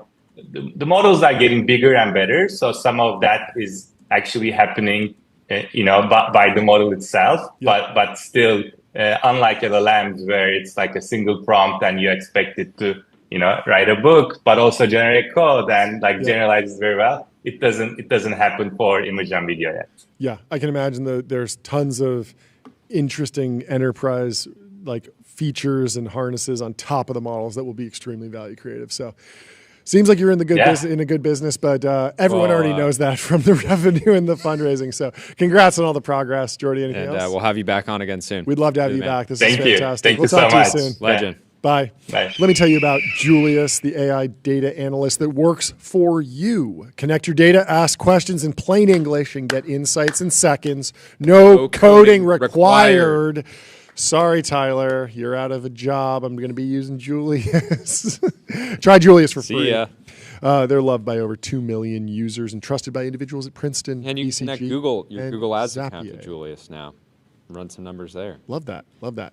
Anyway, we have our next guest in the Restream waiting room. He's here now in the TBPN Ultra Dome. Welcome to the stream. How are you doing? I am doing well, Jordy and John. Thank you so much for having me here. Thanks for joining. Would you mind kicking us off with an introduction on yourself, your company, any news you got for us? My name is Sudhish. I'm the CEO of Tiny Fish. First of all, I'm very happy to be here. First time I got to know you was Soham Parikh. By the way, that was a great get. Yeah. That's amazing. That was a great get. What a wild day on the internet. Absolutely. And how fast it's all gone too, though. I mean, it's all gone. So. Yeah. I mean, we never got the full post-mortem on it. We'll need to check in, but Some he said lore he was developing, going too. exclusive. There's somebody named Soham Parikh, exact same spelling, that's been appearing on AI research papers. Really? No People way. are trying to figure out, is it the same guy or is it just... I saw that too, yeah. Yeah. I think TBPN needs to have an investigative arm. So. I actually did talk to someone that was thinking about hiring him after the fact, and it seemed like it was not enough of a red flag, and they said they were going to give it a shot and hope that he Wait, I stays thought he was exclusive. going exclusive. Yeah. Okay. And so as far as I know, he is still exclusive, but I haven't done any research recently. Fantastic. So. Anyway, guys, thank you so much. Tell me about I'm the really company. fan of Sorry. how well you both have built something in the last 10 months. Entrepreneurs, investors, we appreciate it. Thank you. So, Thank you. Tiny Fish, we just announced our 47 million funding. Wow. Series A, which I was not ready for that. Absolutely. I needed a big huge. number. I needed a big number Hit the warning. soundboard. Absolutely huge. well, Congratulations. nowadays, 47 million is like a seed round, right? Or a pre-seed. Yeah. Mango seed. It's a seed round But for a it- tiny fish these days. Tiny fish. But congratulations. Still a It's a lot of tiny money. fish, though. I'm Yeah. sure you can do a lot with it. So what are you gonna do with it? Look, I think we are going to invent a category, build a category that makes sense, and build a great company. That's basically it. Prior to this, I was at ThoughtSpot and Nutanix. We have done some large enterprise companies. Co-founders, they all came from Meta and companies like large. We want to build a large company doing one thing, which is to make web browsing like humans do, but a superhuman scale for solving enterprise problems. We don't want to be a consumer company. I know you both have built companies. Yeah. There are a lot of AI companies doing things in consumer space, browser agents and all of that. We want to do a massive scale of web browsing and turn the internet into a structured database for enterprise customers to analyze and act on. Do you want to sell this to other software companies that are going to piece it together with other APIs to create maybe even more enterprise SaaS? Like, how deep do you see yourself in the stack? Look, I think nowadays there is no difference between enterprise business and developers/builders because every enterprise product in the AI world starts as a builder product, somebody trying it out. We 100% want to be the best way anyone to connect code to internet. Because look, these models can solve math problems at International Math Olympics level, but when it comes to browsing, it's a mess. Because browsing is so complex that our brains make it look easy. Yep. Like think about going to a movie. The seat that you pick is a function of complex reasoning. If I'm going by myself, I can sit in front and read the movie. But if I'm far away with my family, I want to make the right place, right position, contiguous seats. These decisions we make without even thinking, not to mention the complexity of the website itself, how the pictures are popping, how there's like a pop-up here. These things need to be solved really well. We do that. So enterprise customers who want to browse 60% of all time of a knowledge work in enterprise is on browsing. Yeah. And we think we can automate that through what we are calling enterprise web agents. So we heard reports that some of the big labs were building RL environments with verified rewards, basically cloning DoorDash, creating clones of Amazon.com so that they could train an agent on the full Amazon.com web app, and then an agent would be able to check out for you. Are you doing something similar? What does data collection look like? What does training look like? What does differentiation look like in the world where these agents might need to be RL'd on a specific website to really get good results? This is why I love talking to you guys. You geeks ask the right question to geeks. So there are two models when it comes to these. One is synthetic websites like Web Arenas and others have built this. Yep. The other is paying money to say, let us go learn DoorDash workflows. Sure. Both are good, but both have downsides because both really create significant challenges with respect to scale when they come out of that environment. What we are doing is something very different. We have a proprietary architecture that we have built that freezes and takes a snapshot of a website in a way that exhaust feeds ourselves in a very scalable way. Mm-hmm. So yes, it is synthetic data that we are generating, but it is out of actual web. And more importantly, most of our use cases, we launched our company with a use case with Google Hotel as a customer. DoorDash is a customer. Great. I try to give this advice to early stage founders. If you're going to get a customer early, just get Google. Just start with a Mag 7. Start with a Mag 7 customer. Why not, right? Yeah. They built this AI technology. Yeah. It all started with all you need is attention, right? Yeah. So these customers are giving us access. There's a customer who has 22 million web SKUs in the product. There is another customer, the 40,000 sub shops as part of them. ClassPass, we announced them, right? So these sort of things, while we are solving for them, is giving us a lot of data, and that exhaust is mined by our products for annotation and creating labeling that makes RL. The second thing I will tell you though, models are good at a lot of things, but they usually perform really well when the goal is straight and the reinforcement can be built on something where the context doesn't change. Web is exactly the opposite. Everything is context that is constantly changing. The goals are changing, the websites are changing, and the context is changing. So what we have done is we use reinforced learning and models for understanding and like sort of see what the heck we are trying to do here. Then we separate that and execute that code in CPU at massive scale. And then we use Alpha Evolve, a version of that, to make the code better. So separating exploration and execution is another fundamental thing that we've invented that is going to make this browser agents, Perplexity, Comet, and Operator and others, that is like forcing and feeding us. But this is where the execution framework. So that's an infrastructure problem. Think about the amount of browsers we have to spin up, the fingerprinting, the anti-bot, all of that infrastructure need to be solved. Interesting. How do you think the competitive landscape will evolve? Amazon's launching a bunch of stuff.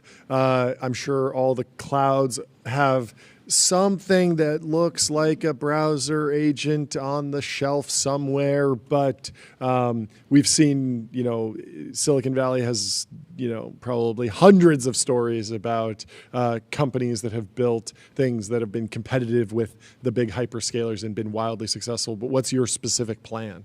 There is a quote that often attributed to Chesty Puller, a Marine, that we are surrounded from the north, south, east, west, and I better watch out. I think this is one of those spaces where it is so amazing because there are three groups of companies that we will be competing with from a tech space. I mean, obviously, there is share shifting of dollars. One are the browser agents who are doing one thing, like Jody goes on a vacation, 20 minutes, he'll book a hotel for you. We want to sell to Expedia, not to Jody, because Expedia now want to simulate 100,000 Jody transactions from 50 states or 50 countries. How do we do that? So browser agents, to a certain extent, will be trying to expand to that space. I think we want to compete. The other is the infrastructure. So the browser base and others who have been building things, we want to build something enterprise grade with the surveillance, the governance, the control. So that's the second.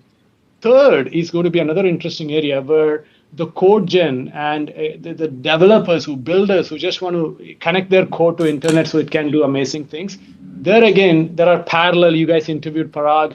I do think that we will compete with them some level, not because today we compete, but all of these will converge because there will be a few massive companies built on how browser access, how internet can be turned into a structured database. So exciting time. We've raised enough only because we want to make sure that we build it in a way that is where we can control our destiny.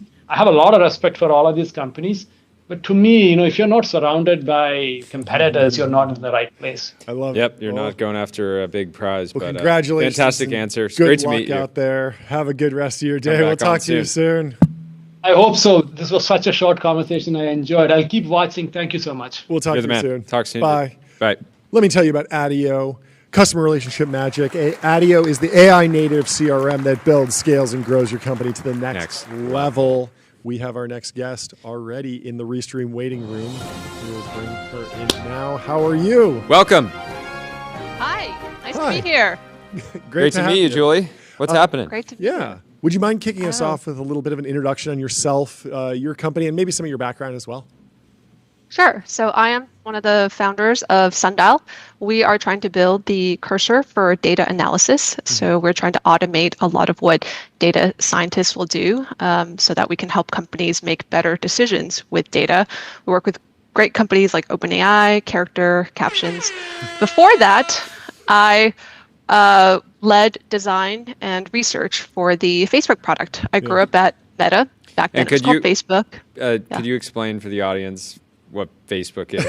If they've been living under a data center? No, I'm kidding. Sorry. So, if you guys become friends and your relationship gets to a certain level and you want to, let the world know, can amazing. Broadcast it online. Official, Amazing. Well, I think it feels like the absolute perfect background to build Sundial, because when I think people think about optimizing digital products and making decisions with massive amounts of data, people think Meta and they think Facebook, right? Yeah, totally. Yeah. I mean, you say that because you probably know more than most people, but I do think what makes Meta so good is that it was so freaking operationally rigorous. It was so good at actually capturing and modeling what made it a great business, and being like, just so on top of every little thing so that we could optimize, iterate, experiment, test, and eventually, get to that scale. Yeah, And did you guys, I imagine, had to rely on a bunch of internal tooling that you built in order to do that was proprietary, or what did that look like? Absolutely. Yeah, everything was just homegrown because actually the whole concept, I would say that Meta probably introduced this idea of growth. I mean, now everybody's got growth teams, but back then that was like a new thing, and it was only created, with people like Chamath and Alex Schultz and Naomi, because Facebook was growing like crazy, and then one day growth kind of stalled. And I think this happens to every successful company, right? In the beginning, you're like, we're great, our intuition is on, we're solid, like everything hits, and then one day it stops hitting, and then everyone's like, oh my God, what happened? And there's a lot of questions. Board members are calling, and then it becomes like, well, we have to figure it out, and the only way you can do that is with good observability. Yeah, can you take us through like a concrete example of like one of the a case study of like design at Meta and how like some of the decision making linked to some of the data analysis you did? Like, do you have anything that you can share? I know it's been a while, but some of the stuff's probably private, but some of it you can probably share. Yeah, I'm trying to figure out what's an example I can pull out. Well, I will say that like a lot of the process. So I think we kind of segment things into two worlds, right? The first is like, look, in order to build something new, you do need that spark of inspiration, and it usually comes from intuition. Like you need to kind of have like a vision, and so often that would be like the spark of the idea. Sure. But then as soon as you realize that you have like a hypothesis, like I think what people want is, better ways. Like if we give people more custom ways of sharing on Facebook, for example, they will share more. That's an example of like a particular hypothesis that somebody would have. And usually that comes with like an idea. You're like, if I build, a really awesome text editor, or I give them a way to record video, or, I make it super easy to like pull in a quote, right? Then people will go and share more. But the thing that you then need to do is to figure out, well, how quickly can you test whether that hypothesis is true? Like what's the kind of smallest thing that you can build that gives you either more or less assurance that this thing is the thing to bet on? And so we would try and figure out what's like the smallest framing of that experiment. And then if it seems like, okay, it's inclusive, or we actually think it might be promising, then you just double down, right? Then you like add more, you keep building. And I think that that's been like, this is like a super early example, but I think like hackathon project, like video was like a hackathon project that somebody did. And then very early on, like video came out after the hackathon, and it's like just very quickly you can see what will, like that people are actually using. In fact, maybe a better example now that I'm thinking about it is actually Feed. So Feed is one of those very early examples where people hated it. So Newsfeed came out. Before that, the way that people went to profiles is like, I would go to your profile, John. I would go to your profile, Jordy. I'd see if anything changed. But there was no system that automatically told me if you updated something. And so we launched Feed. This was like back in 2006. And there were like huge protests. In fact, like 1 million people within a week joined this Facebook group called I Effin' Hate Facebook Newsfeed, because people thought it was like, it was creepy. It was like, there's too much surveillance. But the reason I think Mark and the team, like we kept on it, is the fact that like through the numbers, like through the data, you could see that people were spending a lot of time on Newsfeed. And in fact, the reason they knew to join this group, I effing hate Newsfeed, is because of Newsfeed. Like it was, they were like, so it just was like very obvious to us that this was working despite what people were saying about it. Yeah, can you talk about preference falsification more broadly? Was that like a hard-won lesson that carried through? It feels like Meta has really like absorbed that lesson, and it continues to inform the company culture. Have you carried that idea of preference falsification forward into your career? How do you think about that disconnect between what people say and then what they actually do? I think it just like you have to gather the data. You just have to look at, like you can say, okay, look, this is what I see. I see like data, their data is that people tell us they don't like it, or they tell us they're feeling one way or another, right? So I think about qualitative feedback as data, customer surveys or data. Like anything is data, but also behavior. Like what do people actually do? What do they click on? Where are they spending their time and attention? And the more we can have all of that in one place, the better, like a better, more realistic and accurate view of reality we have. When should a company sign up for Sundial? Because I think it's almost a meme in Silicon Valley. If you launch a product early and you're obsessing maybe too much over the data, you could end up actually going down the wrong path. And there's points in which maybe you disagree with this, where the actual just like founder's intuition is what's going to get you to that sort of takeoff with the product. But what's your read? I agree with that. I do think that there's such a thing as like obsessing too early. Like when you don't have product market fit, you probably have to take bigger swings. You're probably not in the business of trying to optimize.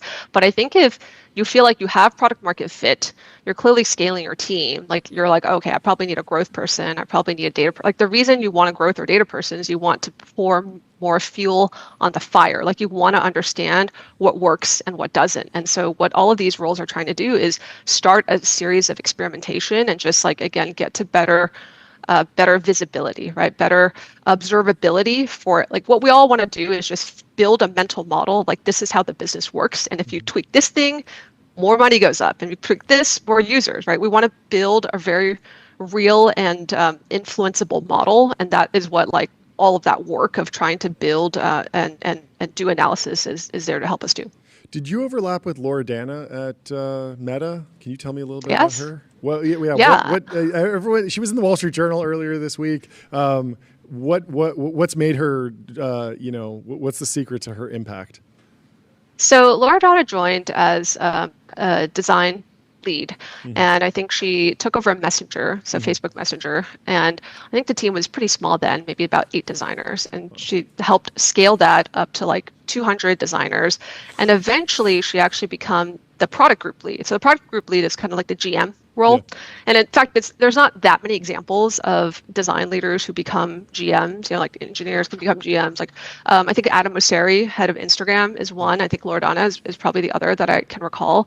So she ended up actually leading all of Messenger. I think recently she went to go work on AI. And I just saw the news that she is joining as Figma's new chief design officer, which is fantastic news. I absolutely adore Loredana. I think she is fabulous. Yeah, we'll have to get her on the show. That would be it'd be fun to dig into.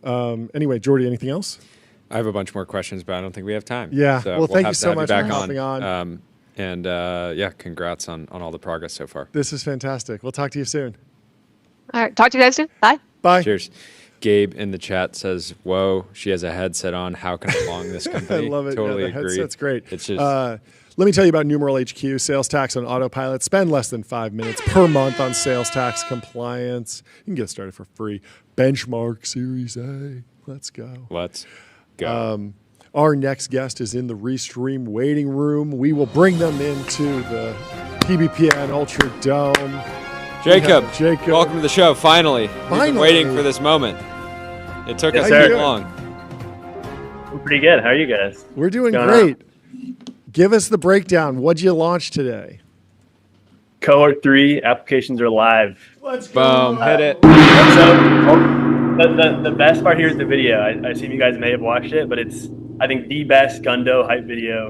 Wait, can we pull it up? That's a tall order. Can we pull it up? Yeah, production team. Ben, can you pull up the latest Discipulous Ventures post? Maybe we can put it in the chat. Can you send it to them? I'm trying to find it right now. Jacob's X. Throw it in the chat. We will pull this up. We might need to watch this after you hop off. But give us the update on the previous cohorts. Who's in those? What companies are you in? What's the general thesis? What's the why now for this particular organization? Break it down to me. Yeah. So cohort 1 was in Rainmaker and Valor at the time. Yeah. Their office, they were sharing it. They were both pre-seed stage. I think it was still very much like, is this going to work or is this not going to work? I think now we're at the point where like, okay, something's working here really well. And I think the big kind of thesis and point here is like we want to be like that entry point to what's going on in El Segundo. Yep. The culture is very attractive to mostly young people who want to build companies that really do matter a lot for the country, and have kind of been pushed away from other ecosystems that don't really care about that. And then, and two, practically, like if you want to build in hardware or aerospace defense, you should be in El Segundo. Yep. SpaceX started down the street for where I'm based, and the best talent, the supply chain, the whole supply chain. And a lot of the customers are in the El Segundo area. So it's like, if you want to build in El Segundo, if you're building in aerospace defense and hardware and want to be part of the ecosystem, we want to be that way to do that. Yeah. Companies wise, Augustus said earlier Rockefeller built El Segundo. I never knew that. What's the lore there? The oil company.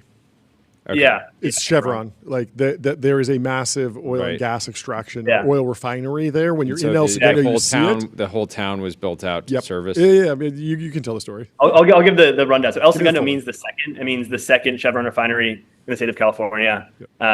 So that's the reason why. Yep. So it's very cool. But on the company we work with, just we got the video if you guys want it. Yeah. Let's play the video. Let's play it. We're gonna switch over to the video. This is the fall cohort applications are live now. Yeah, hit the soundboard. Why not just add an extra layer on top? Are we gonna get taken down for this? Is this a open source song? Hopefully, we'll see. This is good. It is necessary and it is fair that every human being in the United States. It's a lot of backs that are familiar.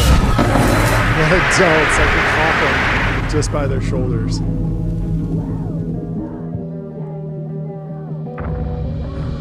It's a cool presentation.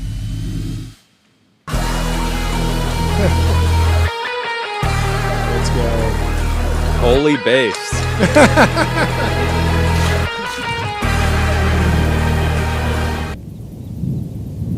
Good sound editing. There's Isaiah.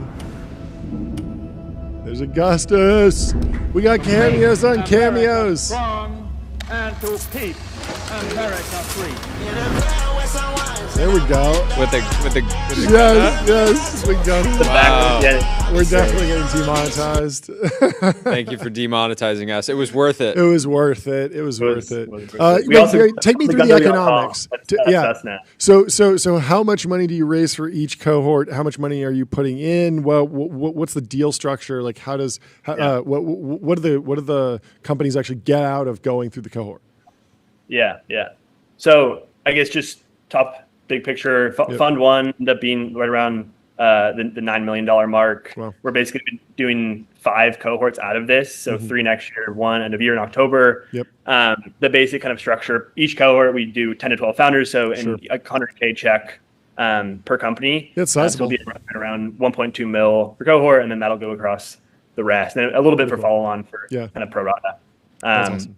But yeah, it's a kind of standard deal. Cohort itself is like, main thing, again, you want to be in El Segundo, we're the way to do that. You have all the big name people everybody knows. Like, we can give you access to them just like that. And we think that's very valuable early on to kind of become like, a consensus bet in a way. Just to have those behind you is very helpful. And then we have a demo day. We bring out like 120. I think we had 120 partners last time from top firms, like just like that, access to all of them. So that's kind of the breakdown. We have a house. It's very fun. We have a chef. We have a gym. Everything you need to build an amazing Are you officially taking over from Augustus's job as El Segundo tour guide?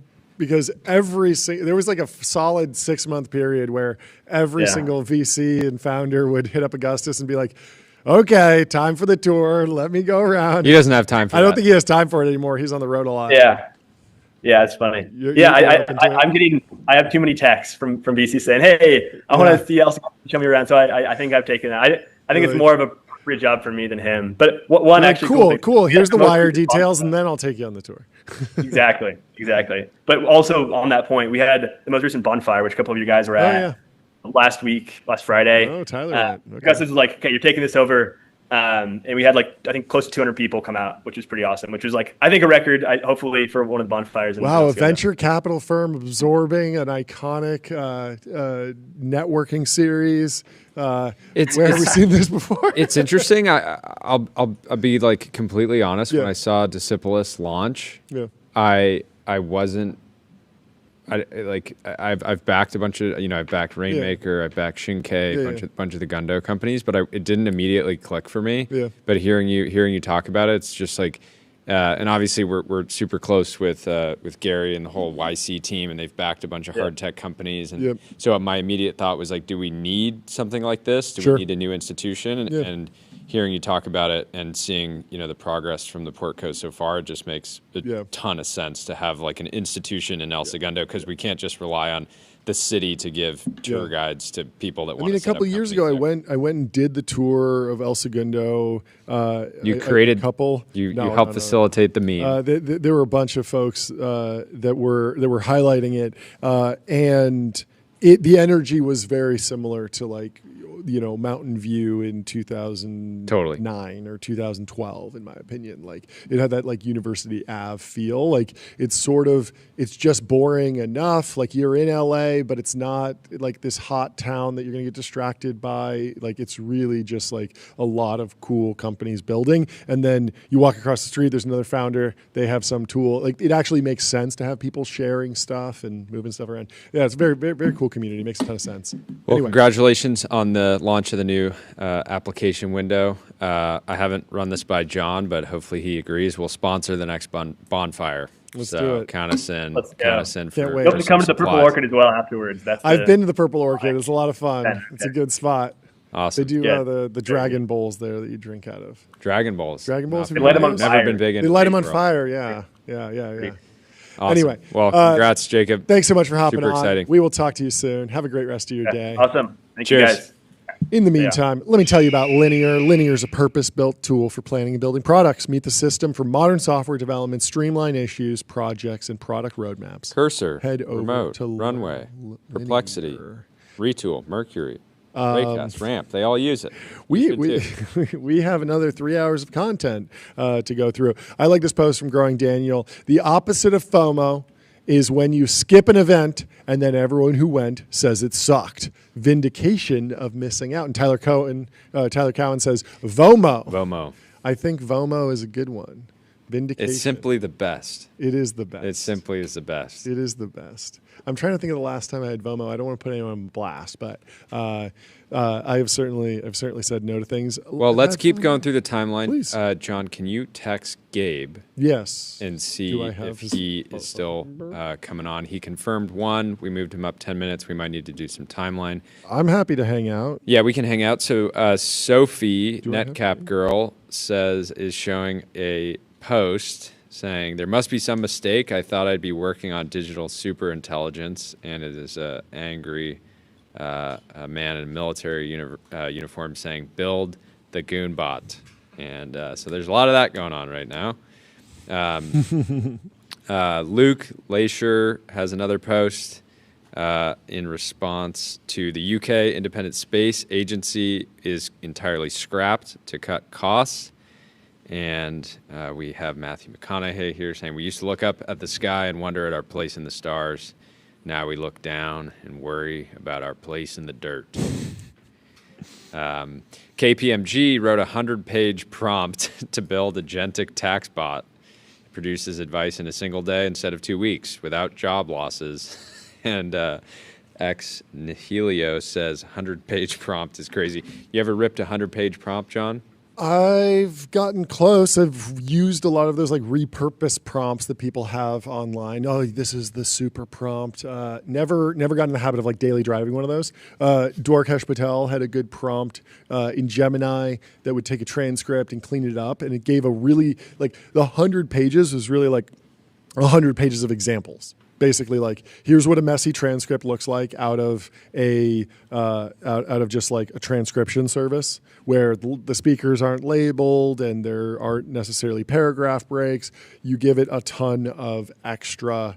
You give it a ton of extra context, but a ton of extra examples, and then that makes it perform a lot better because it understands the job. Yep. But yeah, 100-page prompt is pretty wild. So Kafka Esquire says, just one more model, bro. Just one more funding round, bro, please. And this post from Walter Bloomberg, esteemed journalist. Where did this come from? This was from some interview. Okay. And this feels like to it's be taken clear, out of context, taken out of context. The headline was OpenAI CEO Sam Altman concedes GPT-5 was a misfire, bets on GPT-6, and this has been going pretty viral. People are poking a little fun. I think in some ways, the Death Star kind of set them up for this. Yeah. Doubleberg Capital says just $1 more trillion, bro. Honestly, I swear. I mean, my take on this is that like the numbered releases should just go. When Facebook introduced the feed, they stopped saying we're changing things. It's a good take, because sir. when you say it's a good take, sir. Yeah. When you tell everyone we're changing everything, people are like, I don't like change. But if instead you just say like, yeah, like every day Facebook gets a slightly different update and the algorithm's slightly different. And then some days people are like, the algo's not really for me right now. And then they complain enough and then you get the feedback and then they tweak and they make it better and better and better. Like, I feel like we should just be in the era of GPT is what powers chat.com, and it's constantly getting better. And stop focusing on the size of the pre-training bubble. Stop focusing on the parameters if you're a consumer. Stop focusing on the numbers. Start focusing on your sleep number, your sleep score. Go to 8sleep.com. Exceptional sleep without exception. Fall asleep faster, sleep deeper, wake up energized. You can discover Pod 5 at 8sleep.com. And I believe we have our next guest, Gabe from Mischief. How you doing, Gabe? There he is. Welcome to the stream. What's you are going live on? At the TBPN Ultra Dome. What's new with you? How you doing? I think everyone knows you. Maybe just launch into the announcement this week about the private military corporation that you're starting. You saw the Twitter. I didn't think anybody looked at that. Interesting. Oh, everyone saw that. Yeah. It's sure. What do we do this week? Well, we launched an agency called Applied Mischief. Yep. The agency, honestly, like to rewind, where does that even come from? And a lot of people don't actually understand this about Mischief, because probably what you see is like videos of people wearing boots or like press headlines or whatever. Yeah. But the way we're actually organized is we are essentially a holding company of different creative enterprises based on categories. So there's like a handbag division, there's a footwear division, there's a fine art division. There are other divisions I can't really talk about yet, but with like more bigger permanent structures. Well, you talked about a division you can't talk about, so I hit the. Oh, nice. We've been operating like that for a second now, and to make that efficient, there's been an internal back office that's like normal stuff, right? Like finance, legal, manufacturing, customer support, but also like design and marketing. Yep. And that's a group that not only does design, but also applies that sort of like Mischief magic, like viral juice or whatever. Yeah.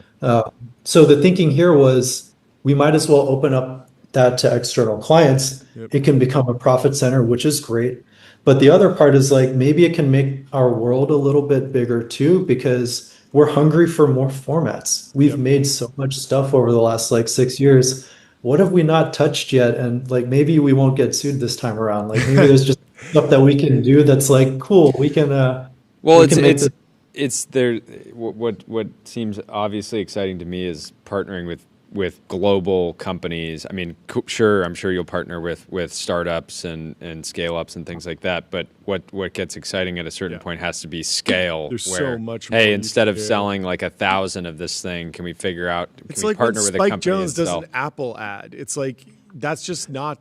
There's just special. There's something special about that. About just like giving it. It's almost like patronage in some ways. It's marketing, but it's just like it's still art and it's cool and it's like unbridled. No, totally right. Like the way that we look at these is like it's not a service that we're providing necessarily. Like there are brands and entities in culture that we perceive as cultural material. Yep. The same way an artist looks at their material as like paint or sculpture or marble or whatever. Like for us, Coca-Cola is material. Give us that, and we'll make something new with it instead of fabricating a marketing story to sell more units that people see through now anyways, right? Totally. The opportunity is like there's just so much cultural material being left on the table to make new things with. So talk to me about inbound versus outbound. I feel like in that vein of like there's cultural material, if you come up with just like, I have a great idea, it would only work for this particular brand because the nature of the idea is tied deeply to the lore of that brand.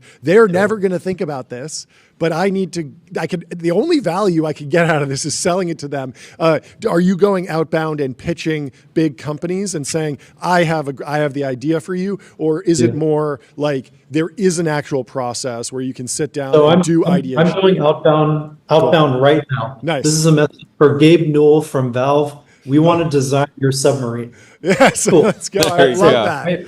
That would be an amazing project. That's the outbound. That's what I want to do. Or extraterrestrial space research organizations. We want to design the bit that you're putting into space. I love it.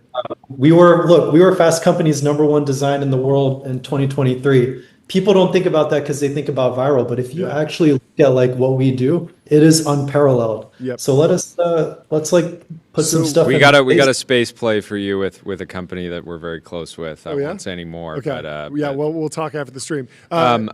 I have a bunch of questions. One quickly on the business model of the new agency. Is there a world where you would the standard agency model will be like, hey, let's do this project and we'll charge you like $1 million or a couple $1 million.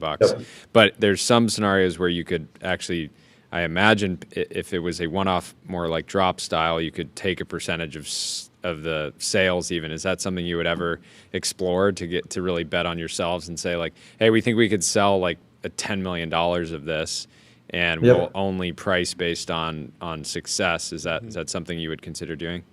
It's totally on the table, and that's not even uncommon from like the collaboration route. Like some of the collaborations that we've done in the past have been that kind of model where it's like you make a bunch of product together, we both invest on our own ends, and then you split the cut afterwards. I think what's more interesting though is because of Mischief's position as like this artistic entity, like in a way, like we have a personality, we have an audience.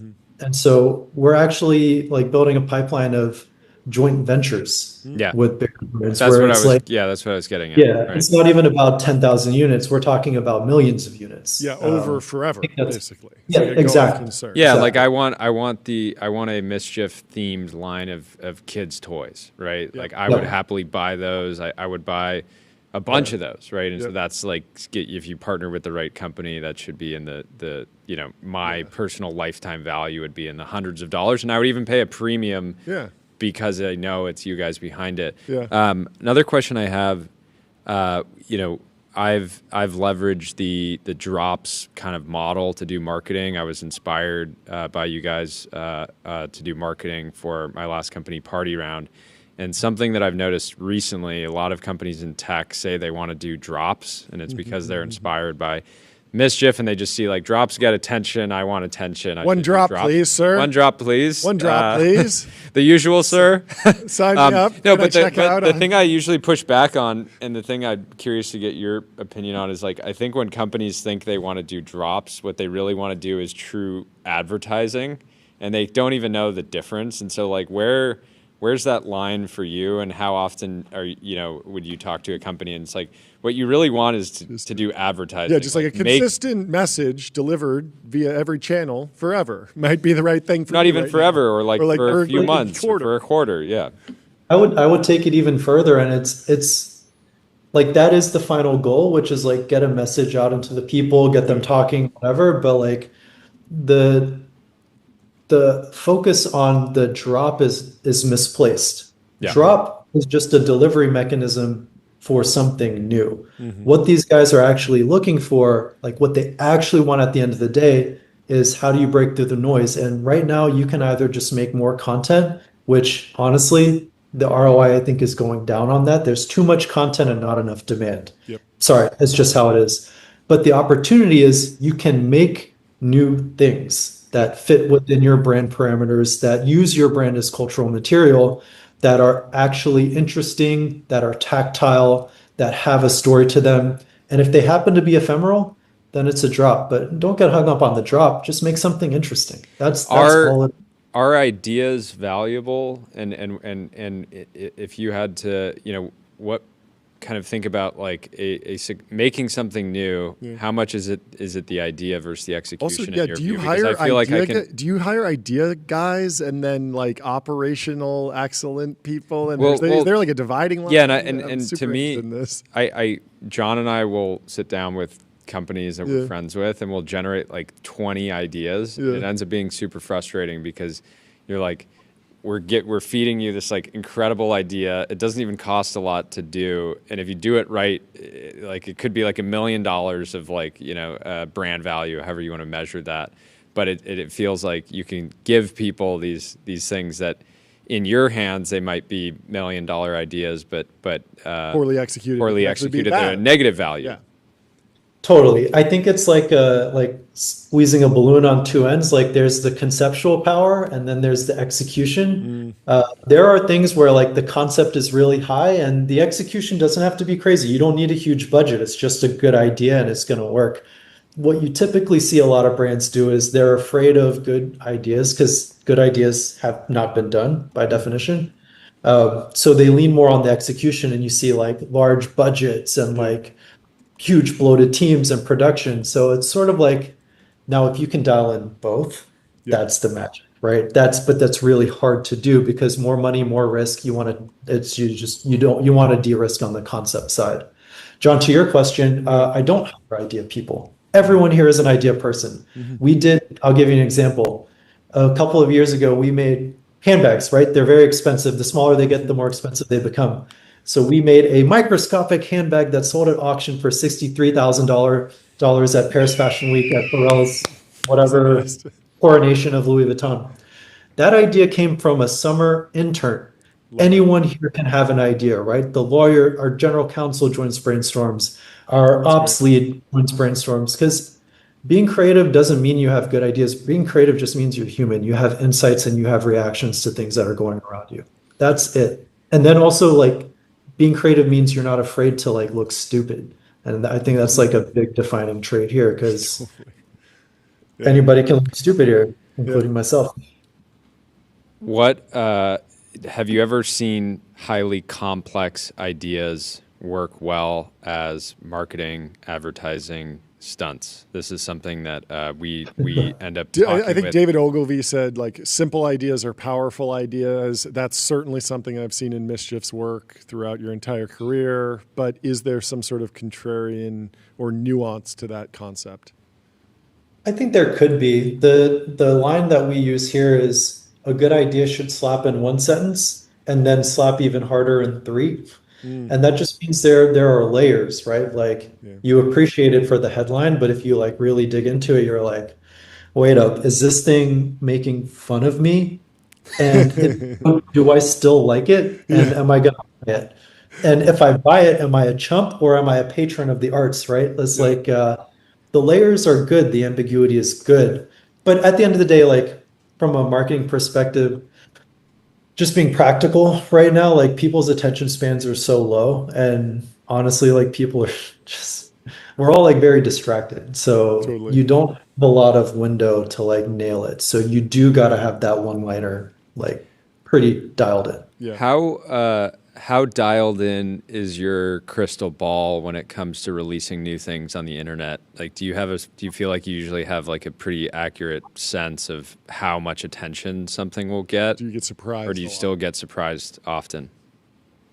Totally still get surprised. Like you always get surprised. I think it's easy for us to fall in a comfort zone where we're like, oh yeah, like this will work. Because what that ends up doing is you start coming up with ideas based on a framework of what has worked. So we actually put in a lot of effort to come up with formats and mechanisms that don't really fit into our existing framework that we're like, oh, I don't know if this is going to work. And is this offensive? I don't know. Are people going to buy slices of this giant foam baby that we're cutting up in Brooklyn? I don't know. They did, but no, you know, like. Is there a project that you think is like criminally underrated? People are obviously familiar with the boots; they're familiar with the shoes and the footwear stuff, and some of the other projects. But what's your example of a project you're like, that's still like one of my favorites?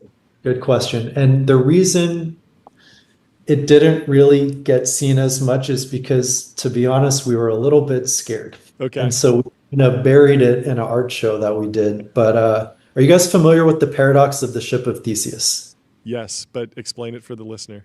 Totally. So it's like it's this old paradox where imagine you have this like large wooden ship, and every day over 7 years, you're coming up with a new piece of wood identical to a piece of wood on the ship, and you are swapping it out. The question is, after 7 years, is it the same ship or is it a different ship?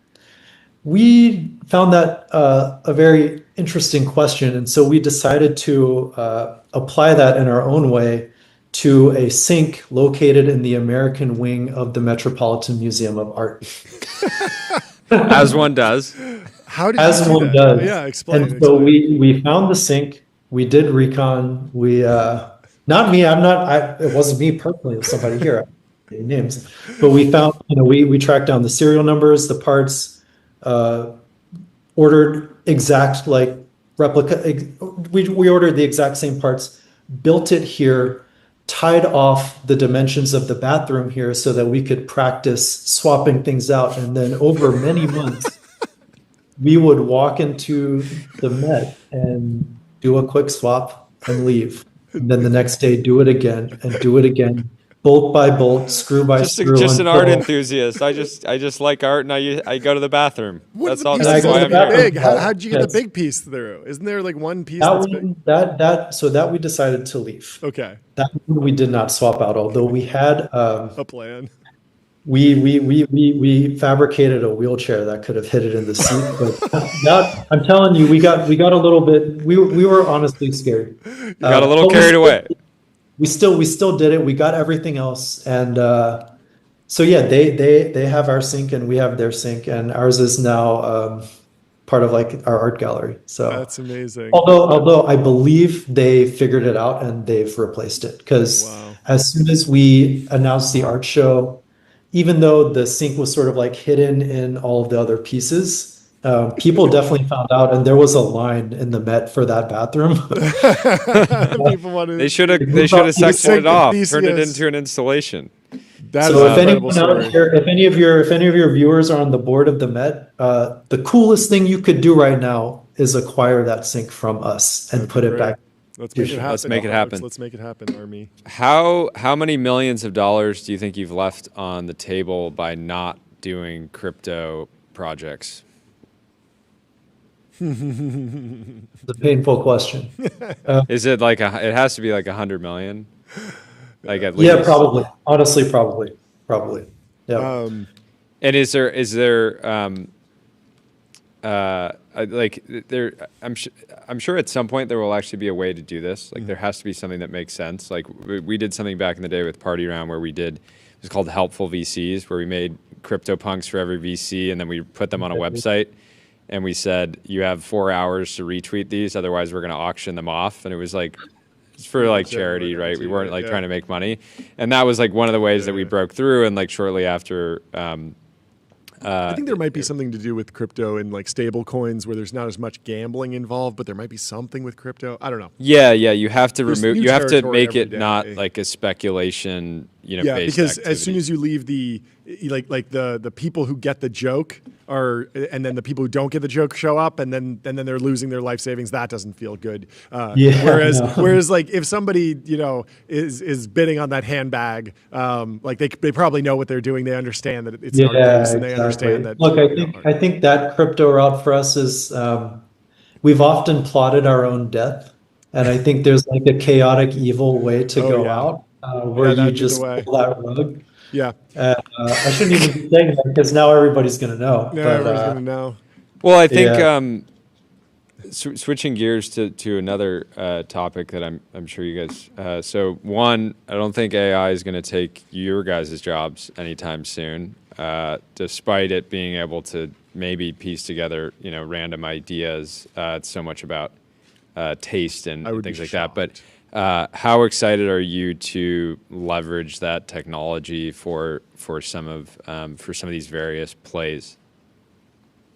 Honestly, TBD, and I think I will say, like, unlike the whole like crypto craziness of the last couple of years, we didn't get into that because we didn't feel like it was here to stay yet. That's like the truth. Like when you see the herd run so fast, it usually means they're running towards the end of a cliff. There's a little bit of a similar sentiment right now. That said, it is rooted in something real, but we're not in a rush to like use it necessarily, right? If it's going to be here forever, we've got time. Like it's mischief doesn't win as a first mover. If you look at all of our work, it was never about being the first to react to something or the first to like make use of a format.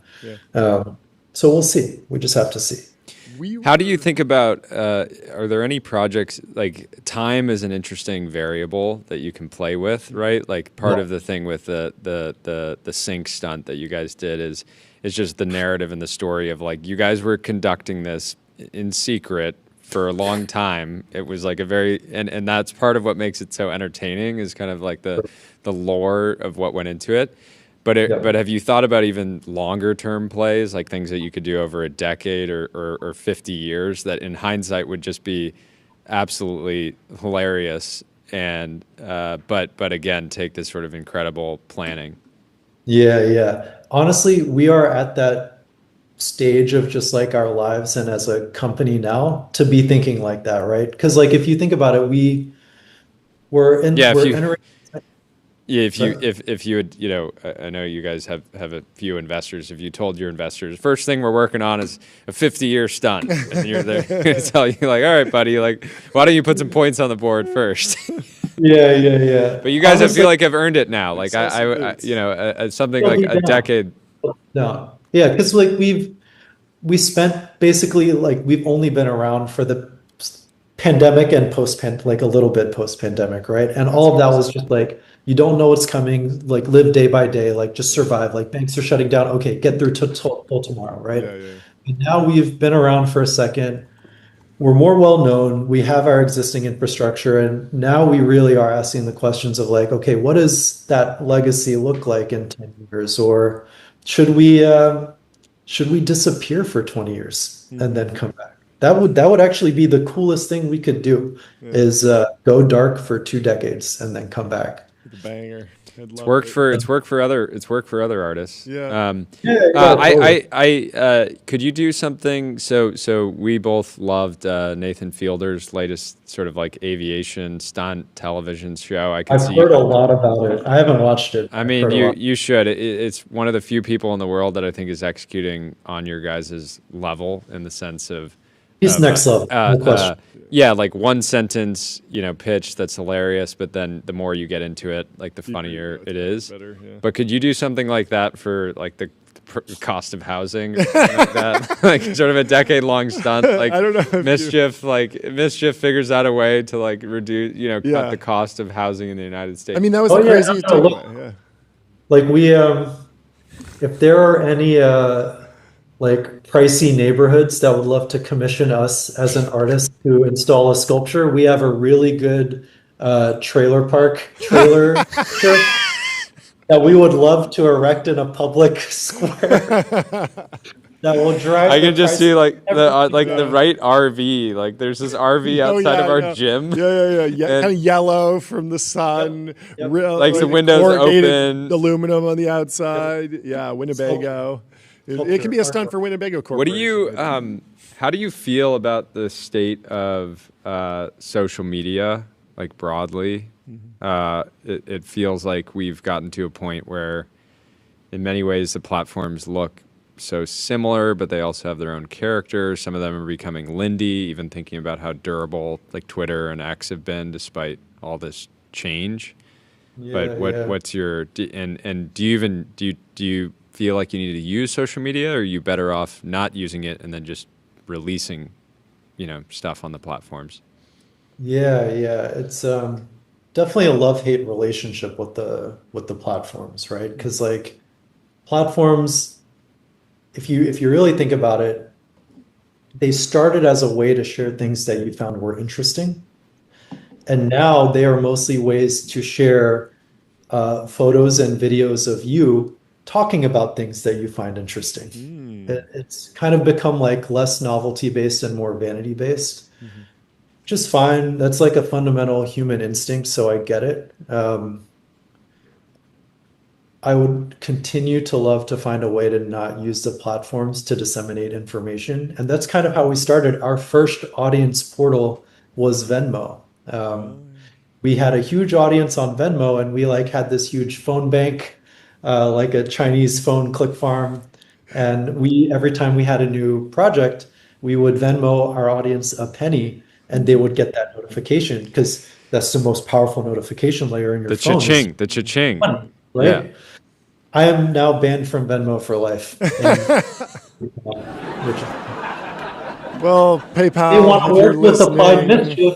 Let me know. PayPal. We'll have the CEO of PayPal on. I think the last company that came on works with Venmo. We'll work on it. We should get this reversed. This is important. We were reading an article in the New Yorker yesterday about this concept of IRL brain rot. The examples were the viral Labubu's, Dubai chocolate, the viral Italian sandwich. We saw a few of these. Joe Weisenthal at Bloomberg was also writing about these kind of like viral as being something that you stamp on your product as a product feature almost. And I was wondering if you're worried about the spillover from internet slop culture into the real world, just kind of how you're tussling with this idea of brain rot coming into the real world. I don't even know if you read the article or you have thoughts there, but I think I saw it on Instagram. Yeah. Of course. Yeah. You probably did a front-facing video talking about it, or you saw someone do a front-facing video talking about it. Exactly. Reaction video. Yeah. I mean, look, it would. I don't know if it's a good thing or a bad thing, but like what Mischief has put out historically is kind of in that brain rot category. Like, I mean the boots, right? Yeah, like it's like absurd aesthetic, and maybe even I could be so conceited as to say we were part of creating that. The meta. Responsible. No, you guys definitely that it was an era of minimalism, and it was like the Everlane era. Quiet luxury. The boots are like an incredible reaction to that, But of being absurd aesthetic, just like popping imagery off of your screen. Yep. But then the challenge with this trend, right, is if you go back to minimalism, it actually becomes. I mean, maybe as like for me, right, I became part of the Mischief audience and Mischief customer in my early 20s. I'm in my late 20s now. Eventually, maybe I'd want some ultra minimalist, Mischief item for my home. But at the same time, like once you get on the maximalist track, like you're kind of on this maximalism treadmill where you just got to keep like going crazier and crazier. And maybe in the internet era, there's no turning back. It's totally possible, right? Like we might have built a machine so effective that it's now our master. And like, how do you break free from that, right? But I'm not too worried. Like we actually don't think so hard about it. We just kind of make the things that we like. And then if it ever stops working, then do something else. Figure it out. Exactly. Well, I have an idea to put out in the ether. I think next time an A-list celebrity is going through a massive comms crisis, PR crisis, or a scandal, they should hire you guys to create something more viral than the scandal. They just need to do another crisis to compete with that. All they got to do is go to Twitter and be like, send a Bitcoin to this address and I'll send you 2 Bitcoin. And then they actually do it. They actually do it. That's genius. Yeah, that is a one-time get out of jail free card. You heard it 100%. Here first. Just payoffs. If you're a celebrity and you're in trouble, you're caught at a Coldplay concert. That's the only way you can reverse the tide. You will be good. Yeah, sure. Free idea. Sure. Go for it. Yeah. Awesome. This is great. Yeah, thank you. It's really great to get the update and just hear your so much clarity on all these different areas that we talk about all the time. Yeah, we could talk for hours. Yeah, we'd love to have you back whenever it makes sense. Gabe and I kicked around an idea that we won't share now. We'll leverage that for your next appearance. I can't wait for it. 100%. Let's do it. Awesome. I'll talk great to catch up. Cool. See you. Cheers. Bye. Absolute legend. One of the best to ever. What if we found do out it. that Dubai chocolate was a mischief stunt? It's possible. It's possible. Anything's possible. Well, if you want to do a stunt, you want to promote a stunt, you want to have some fun with billboards, head over to adquick.com. Out-of-home advertising made easy and measurable. Say goodbye to the headaches of out-of-home advertising. Only AdQuick combines technology, out-of-home expertise, and data to enable efficient, seamless ad buying across the globe. You should also get a hitter. Go over to Bezel, getbezel.com. Shop That's over right. 26,000 luxury watches, fully authenticated in-house by Bezel's team of experts. What you got for me on the timeline, Jordy Hayes? Wow. Our Timeline's in turmoil. Are you seeing this Francois Cholet post, or you want to go somewhere else? I was saying our next guest has a 133 ETA. Okay. Coming into the studio. David Senroy says a fire broke out on my route to the studio. Oh no, we'll have to read more posts. No, he said, little do they know, nothing will stop extreme podcasting. Let's go. We'll Very see you in a excited little for bit, our David. in-person guest today. Yeah, let's dive into this post. If you Yes. want to read through it. Yes. So there is a debate. Francois Cholet and someone named Oyvind on the timeline. So there's this debate around how will AI impact worker productivity. It's very clear that when you use AI, it feels like you're getting a speed up. When you use a coding agent, it feels like you're getting a speed up. Meter did a study and found that maybe some AI tools are making you less performant, but so there's this debate, and for a long time there was this idea that AI will supercharge workers and labor, and anyone who's using AI will be more productive than someone who's not. And the advice that was given by pretty much everyone in the industry was like, you need to learn how to use AI effectively, because if you don't, you'll be left behind. And so Oyvind shares that LLM adoption rose to 45.9% among U.S. workers 18 plus as of June-July 2025, according to a Stanford World Bank survey. Inference demand will continue to surge, not just as more and more usage per user, but as newer, more advanced Gen AI models require far more compute. And so obviously, no one was using LLMs just a few years ago. Now, almost half of the American workforce over age 18 are using AI tools in their daily work. Francois Cholet, of course, is asking the question about when is this going to show up in the economic statistics? He says LLM adoption among U.S. workers is closing in on 50%. Meanwhile, labor productivity growth is lower than in 2020. Many counter arguments can be made here, like they don't know yet how to be productive with it. They've only been using it for 1 to 2 years. 50% is still too low to see impact. Models next year will be unbelievably better, et cetera. But I think we now have enough evidence to say that the 2023 talking point that LLMs will make workers 10 times more productive, some folks even quoted 100x, is probably not accurate. And so he gets in a little bit of a turmoil here, a little dust up with Noam Brown, polynomial over at OpenAI. Francois continues and explains a little bit more of his reasoning here. He says, by the way, I don't know if people realize this, but the 2020 work from home switch coincided with a major productivity boom, and the late 2021 and 2022 back to office reversal coincided with a noticeable productivity drop. It's right there in the statistics. Narrative violation. Productivity growth is now back to pre-2020 levels. So for a lot of jobs in the American economy, working from home was actually a benefit. I'm not a huge fan. I felt like maybe I was more productive, but I certainly didn't enjoy it. And so we've been having a good time building in person. It's interesting. You'd have to dive in. Okay, depends on the type of work. Well, yeah, and you can also be more productive, but on the wrong strategy. Mm-hmm. Like I found it working from home during that era, Yep.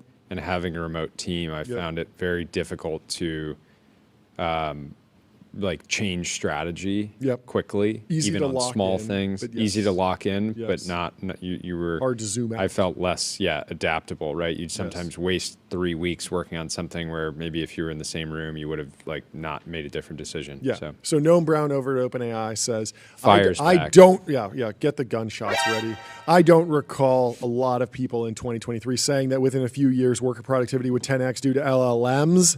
I do recall a lot of people in 2023 saying LLMs can't reason, though. Shots fired on the timeline. fired. That is a fantastic. Francois says back in 2023, AGI was 1 to 2 years away in the form of GPT-5, no less. Productivity was about to increase 10 to 100x, and developers were about to go extinct.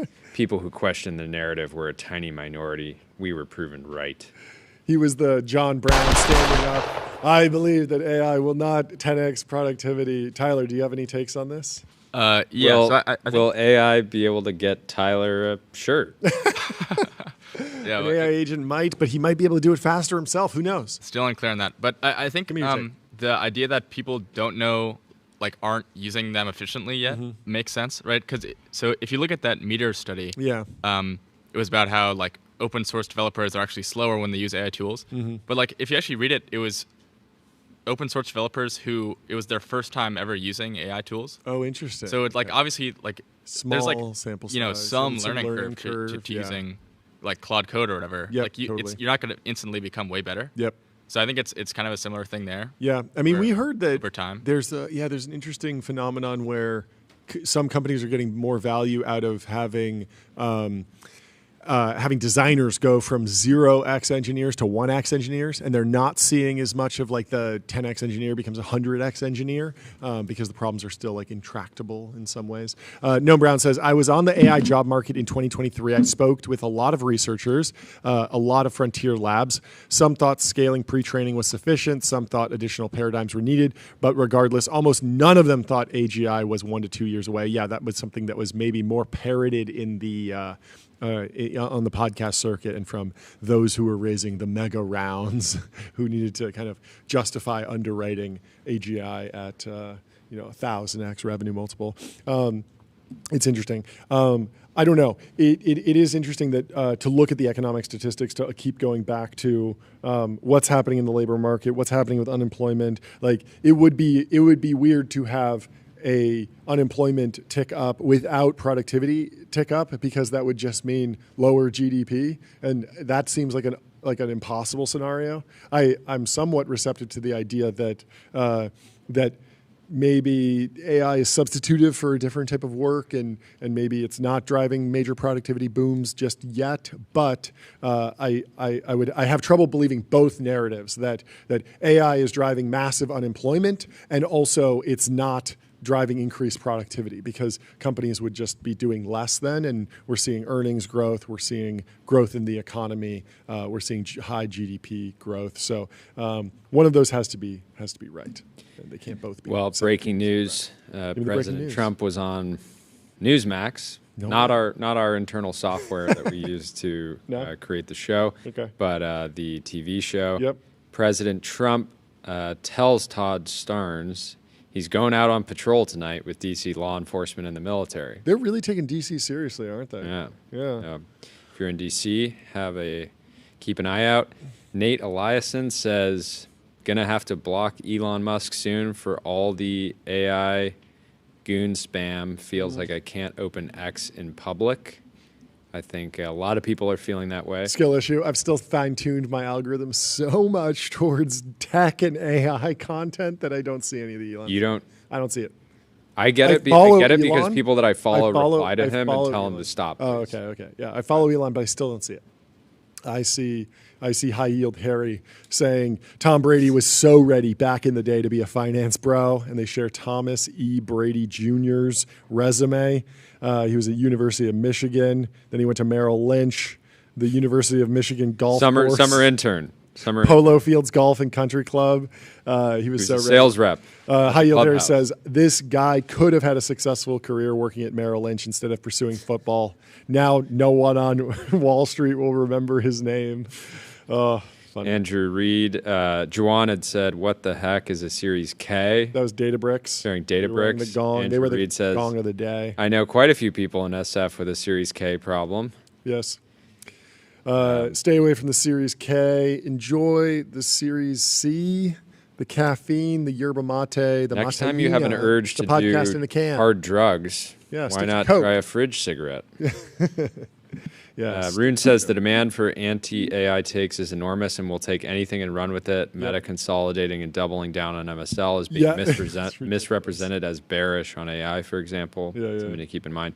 Yeah, they conducted a reorg because they added a bunch of people to the team. Yeah, it makes sense. This and is had a few weeks together and kind of updated, certainly, and it got positioned as like layoffs almost, kind of what I was reading into. Yeah, it was very odd.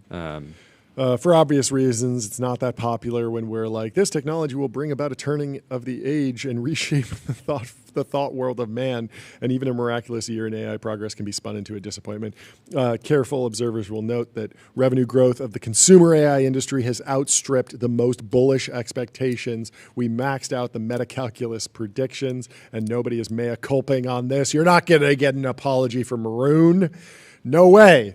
He's absolutely printing in consumer AI adoption. People love it. Anyway, what else is going on? Elon Musk, we were talking about the potential spam. He is unpacking his ideas around the birth rate. People saw this as incongruent. How can you possibly be worried about the birth rate when you are creating romantic companions that by definition cannot reproduce with their companions? Yes. Elon Musk says Theo Von was kind of getting into this with his interview with a little bit with Sam. Yeah, it was a very funny interaction where Theo Von asks Sam Altman, "What do you think about test tube babies? The idea of having children outside of the womb that you could visit on the weekends." He specifically said. Yes, and so Sam is kind of like that. It sounds maybe like that's futuristic and that might happen, and there are some scientific reasons, but it feels unnatural to me. I'm not that into it, says Sam. And Theo just goes, "Oh, like I thought you'd be into that." And it's like very revealing that Theo clearly sees Sam as like this like techno dystopian. Yeah, or just like this crazy tech futurist guy, like from the future. And so they kind of like work through it on the conversation, but it's a very funny clip because they're both like playing the game of like, who are we? Like what how do we perceive each other? But Elon says AI is obviously gonna one-shot the human limbic system. That said, I predict counterintuitively that it will increase the birth rate. Mark my words. Also, we're gonna program it that way. But what I find interesting is what Nikita Beer says here. He says, Grok Companions, Duolingo for dating. So the idea that you could go to a Grok Companion, learn amazing pickup lines like, are you a NVIDIA GB200? Because I'm getting hot hanging out next to you. and then take that pickup line on the road and meet someone real. The more interesting thing I think is if two people are talking to companions and they're a perfect match, just introduce themselves. Introduce them to each other and say, hey, we are foregoing the future revenue here, and we are introducing you in IRL. But we'll see. The proof is in the pudding. He's got to put his AI where his mouth is and actually deliver a product that increases. Hopefully he doesn't put his AI where his mouth is. Who knows? In a literal sense. Who knows? China is pushing for a total ban on the use of foreign chips for inference. They're not a fan of NVIDIA. In the Financial Times, some Beijing policymakers are pushing to ban foreign chips altogether for inference, which accounts for most AI demand, according to a person recently summoned for a meeting with them. That is unlikely to happen soon due to a shortage of domestic chip supplies, which Beijing hopes. Who do you think's going to sort it out? Who the juggler? The juggler, Jensen the juggler. He's able to juggle the interests of America, the interests of China, the interests of Taiwan, the interests of NVIDIA. Jensen the juggler will get it done. Hopefully he doesn't drop one. But we will talk to Aaron Ginn if there is a dropping of a juggle ball from Jensen the juggler. Google declares the green versus blue bubbles debate silly and tired. and Signal says precisely what a green bubble would say. I will say my little brother uses an Android. It's gotten quite a lot better to text him. We can now effectively use FaceTime through this weird kind of Hangout integration thing. Certainly better, but it's definitely still a real thing. You got something, Tyler? Yeah, this is different though. No, so, hit me. out of the White House, new executive order. They're establishing a national design studio. Okay. So Giga bullish for Figma, obviously. Let's go. Let's go. Universal Basic Figma. But yeah, like a new design language. Announcing design. America by Design. Okay. National initiative to improve experience for Americans. Like UI, UX, or yeah, new life into the designs of sites where people interface with their government. I'm getting known in the chat. Saying, Stop. Chat is saying you look like Greg from Succession. That's the first time I've ever gotten that. That's weird. Never gotten that before. Anyway, moving on. You've never said that. I've gotten that a ton, of course. I actually lived in the same building as him. Okay, what if Greg from Succession was a Sigma?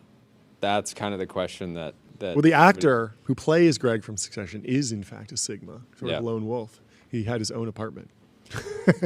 Dar says, "Who has a house like this in the Bay? I would like to spend some time together, preferably in your house." That is a cool design, like the soft wood tones, the brown. It feels very comfortable. Conversation. It actually doesn't feel that comfortable. Like, look at that couch. That couch does not particularly look like loungeable.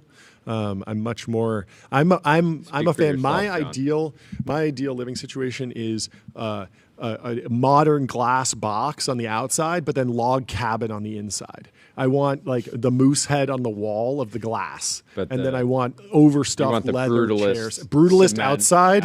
Exactly. Fortress. Exactly. The fortress on the outside, Fortress but then finance. super cozy maxing, like thick rugs, warm hearths. These are the things that I want inside. I always hate going inside those glass box houses and being like, okay, like everything's uncomfortable. There's so many corners. Look at all these hard corners. Yeah, I can just bang into everything. Look at this glass point. Yeah, I want like a wooden coffee table that's just so rounded, like there's just no sharp edges whatsoever. That's my ideal thing. But this is a little minimal. But Gabriel says, "What does he know?" He's quoting our post. We broke the story really after Ben Thompson emailed his newsletter subscribers on Stratechery.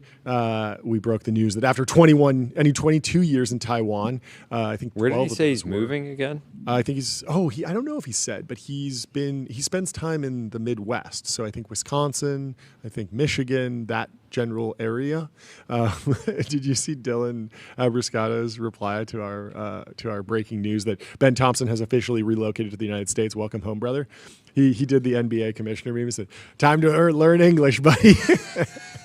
Of course, Ben Thompson does know English, but a lot of people were speculating this is about Taiwan tensions. I don't think it is, and Ben Thompson said that exactly in his email. He said, yes, Taiwan is complicated, but that's not why I'm doing this. It's that my kids are at an age where we want them to go to school in the United States, and we've been contemplating this for a long time, and we're very happy. And he already spends summer in the United States and spends time, so going back and forth. So, but here it was not like the last helicopter out of Saigon One thing is situation. for sure, if there is ever conflict in Taiwan, Gabe will repost his this. Yes, and definitely. Victory lap. Definitely. Jira Tickets just said, my boss just told me, quote unquote, don't make mistakes like I'm a clanker. Oh, it's brutal. Yeah. Honestly, Clanker is still getting more juice. I'm still laughing when I hear it. It has not completely died it's actually out. gotten better. I think it's gotten better. It's gotten better. It's building some lore. I'm having fun with it. Plus, it is turning into a bit of a culture war issue. Mike Solano was talking about this, where there were a couple posts that went out that were saying like, you should not use this. It's a slur. It's bad. Like, don't use the word clanker. And I like that we're already being language police on it. So that gives it a little extra juice. Like it makes it more fun to use. Yeah. Anyway, should we go to this post from Bone GPT? Back on the show. Back on the show. Thank you for posting our reaction to your post a few days ago. Bone says Apple has no chance of catching up to Google with AI features that will become increasingly useful. OpenAI thinks they can do hardware from scratch because they bought Johnny Ive, which is a level of delusion that's hard to describe. Shots fired. Meta is playing catch up desperately, distorting the whole market with their hires so they can ship stepmom. Google won. Shots fired. I don't know. This is what I was kind of getting at earlier. They look really great during the AI wars right now. I think it's like if this is mobile, if this is cloud, like AWS was the first mover in cloud, Azure, GCP, these are great businesses. Did Apple kind of win mobile and get the vast majority of device revenues? Yes. Was it still extremely valuable for Google to develop Android? Did every company eventually need to have a mobile strategy and a mobile app and a mobile design? Like yes. And so it's a little dramatized, but that's why we love your posts, Bone. Keep things spicy on the timeline. Keep us hitting that soundboard. Anyway, timeline in turmoil again. Malo Burgon from the Machine Intelligence Research Institute, MIRI, is getting in a fight with Rune on the timeline. Rune says MIRI is an incredible name, maybe the best in AI. It's a shame they don't research machine intelligence. And Malo fires back, OpenAI is a pretty good name. It's a shame they don't ... And he said, yes, I know they published a couple open models recently, and he has to kind of walk it back because he got hit with a community note. But I think Rune also got hit with a community note. Maybe MIRI does research machine intelligence. No, I think Rune is getting community note. Yeah, because I think Intelligence Research Institute does in fact research machine intelligence. Maybe they just don't ship models or products. Maybe they ship other types of research. Anyway. Anyways, OpenAI's CFO Sarah Fryer, who we've had on the show, yes, absolute dog, one of the best was to on ever Bloomberg TV doing an interview. Yeah. She's a real CFO's CFO, if I say so myself. Totally. Yeah, totally. Anyway, if you know, you know. Yes. But she was asked about selling infra services in the future. She said, "I do think about it as a business." This is why Ben Thompson moved back to America.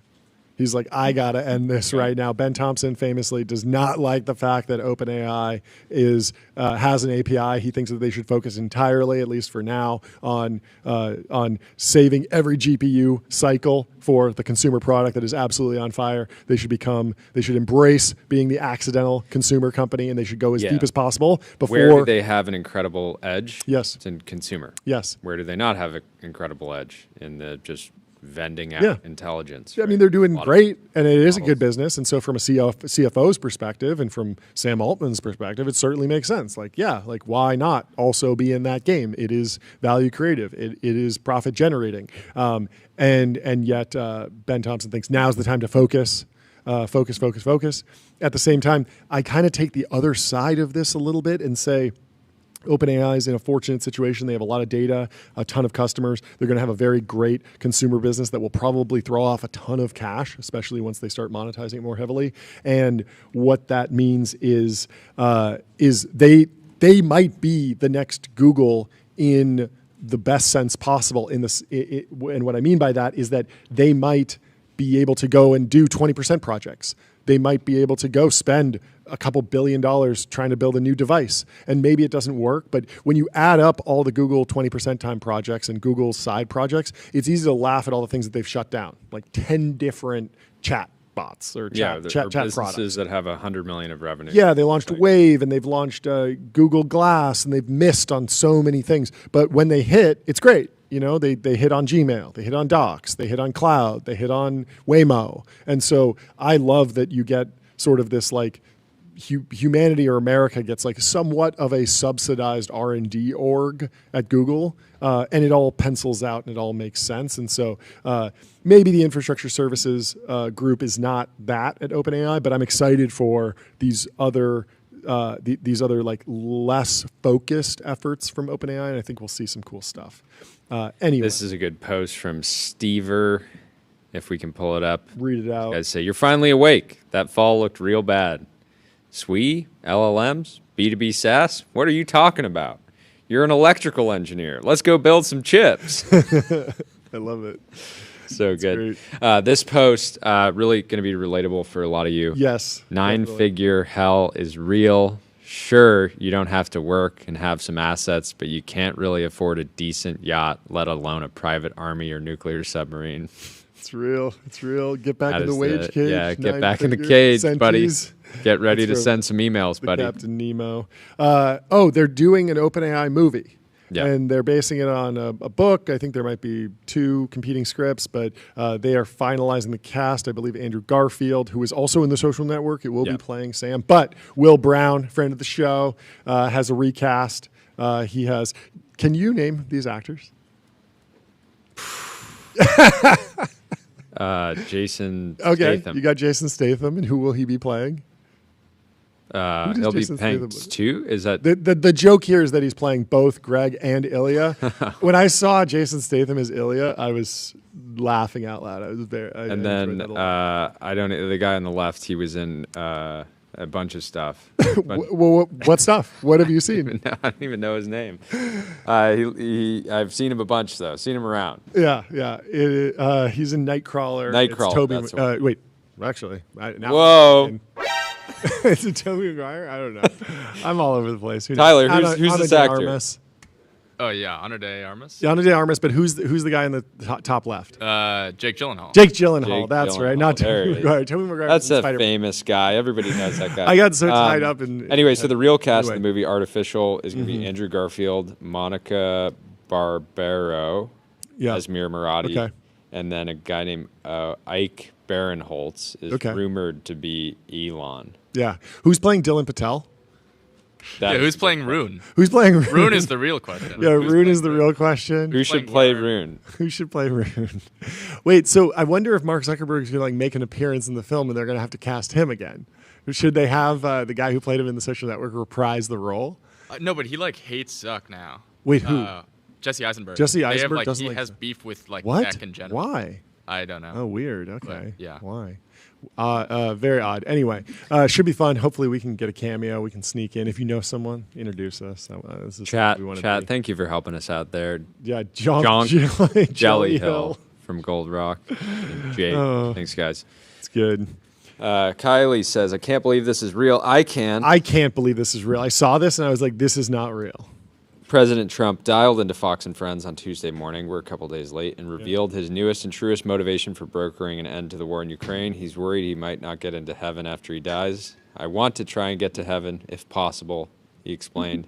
"I'm here and I'm not doing well. I'm really at the bottom of the totem pole. But if I can get to heaven, this will be one of the reasons." So I like whatever this. your motivation Whatever your motivation very is for solid. peace, do it. Do it. It is solid. So there was a debate breaking Yes, out. break this debate down. Craig Weiss says having kids before 30 is how you stay generationally poor. A real Take Smith's take there. Yeah, so surely Worded not perfectly to gonna put the timeline in turmoil. The dude Richie, the rich, highlighted Warren Buffett, net worth $154 billion. He had a kid at First- 22? First child at 22. Wow. Michael Dell, 23. Let's go. Bernard Arnault, 26. Some Let's absolute go. dogs. Jordy Hayes. Jordy also Hayes, in the club. 26. I just missed it by a year or two. I think David Senra might I be in will the club say, too. I will say, You can come on whenever. kids are much more. When I started making money, I got into cars. Yep. And when I started having kids, I realized that they are a much more. I used to think there was kind of a meme growing Yeah, up. they're of, pretty like, close a to kid, cars in terms well, no, of, like, no. joy. People Like- would say like the average American kid Yeah. by the time they are 18 is like $250,000. Yep.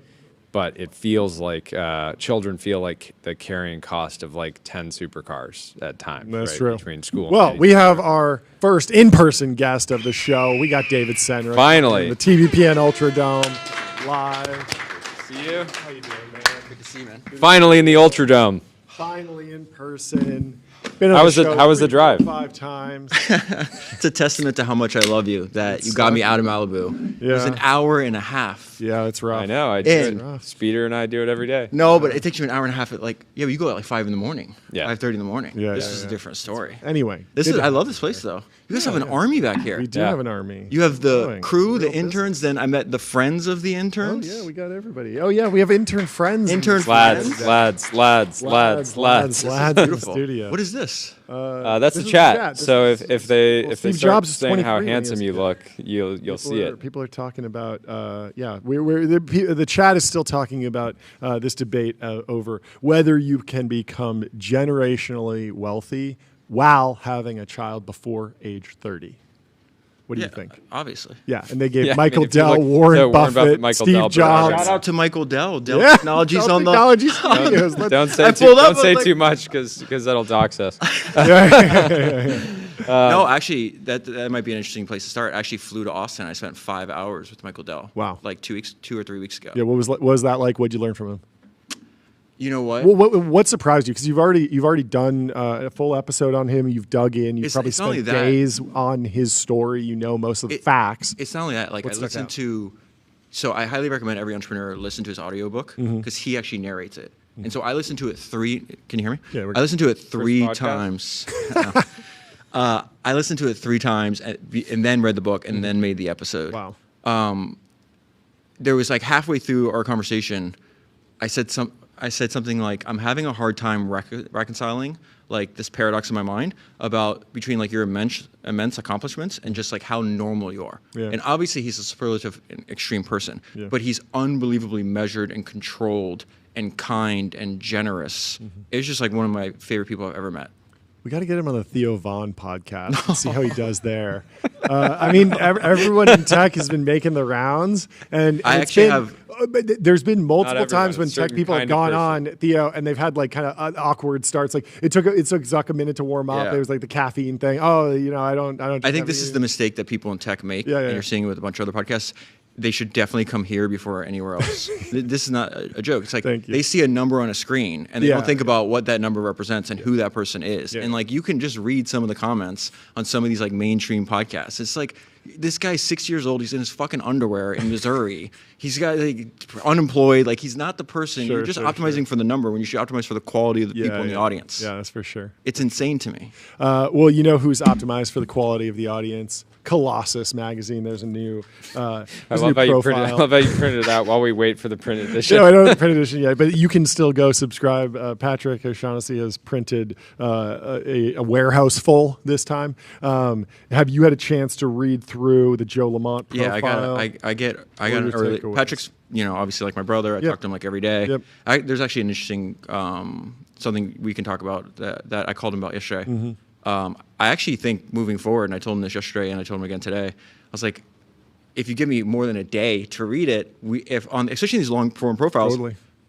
I should do that is good enough. Yep. If you read the whole thing, Yep. it takes like an hour and a half to listen to. So I read it. I was and then- thinking about printing the whole thing, and I was like, "There's no way I can read this before the show." It's like 100 pages. I read it and then I threw it into 11 reader and Sure. I listened to it on the way out. Oh, that's good. And so it's like an Exactly. hour and a half if you listen at 1x. Okay. But I think that source material is so good. Yeah, yeah.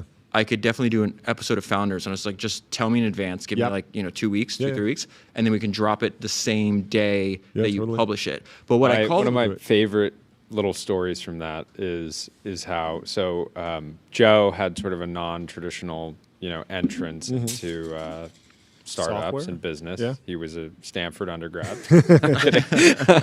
So no, more traditional in that sense. But at the time that he was building, what was the software called? Sales Builder or something like that. The initial. Then the names for his. They're so great. Enterprise amazing. software. It's like Capital. building a microphone, like it's called Microphone. And I mean, you look at some of the companies here, like NewView, GCE, Still Secure, Ignite, Aria, there's- Object there's- Store, Accept, Prologic, Ravenflow. It's just Well, like so there's two things that stood out from the story. One is that there wasn't a meme yet of VCs being like, I'm going to back the Stanford dropout. They Yeah. wanted to back executives Yes. that had experience and crazy access to talent. And there were some early kind of garage success stories, so he was kind of following that. But the other thing is bigger companies, Fortune 500 companies, refuse to buy from startups. But then his pricing. Did you see what he did with his Yeah, pricing? yeah, They're- yeah, yeah. Like, It was it's $100 entirely- grand, and they're like, no, we don't buy from startups. They come back, okay, we need it. No one else can do this. It's 300. Yeah, and then yeah, it goes yeah. from like, now it's $1 million. Now it's $7.5 million. Now it's And $25 10. million. Yeah, and everybody kept saying yes because So, he had the best. I He had- did, but the other thing is the why now for the business. Yeah. The initial why now and why it worked, not like the business catalyst, was that they started sending. This was at a time where they would just send you a letter and said you're pre-approved for this credit Yes. card. You just have to fill this He did out. credit card roulette. Yeah, yeah. So he signed up. He racked up $500,000 of credit card debt, story. and was finally, before he got his first customer, still no VC would fund him at all. he was basically like evaluating like bankruptcy. Like he had played it out in his head, like it's going to be like 7 years. It's going to be really annoying, but it doesn't matter if you have. His calculus was like you know how much debt you have going into bankruptcy. Actually, like it doesn't. Going from 100,000 to 500K, it's not that much worse to go through bankruptcy. You might as well do it the real way. So he just went full send. Absolutely, and then basically made it all back from like his basically first couple customers. So we have a mutual friend that we can't name that has been close, and is basically Joe's been like a mentor of his for a long time, and actually like a funder of a lot of projects that he does behind the scenes. So I've heard a lot about this guy.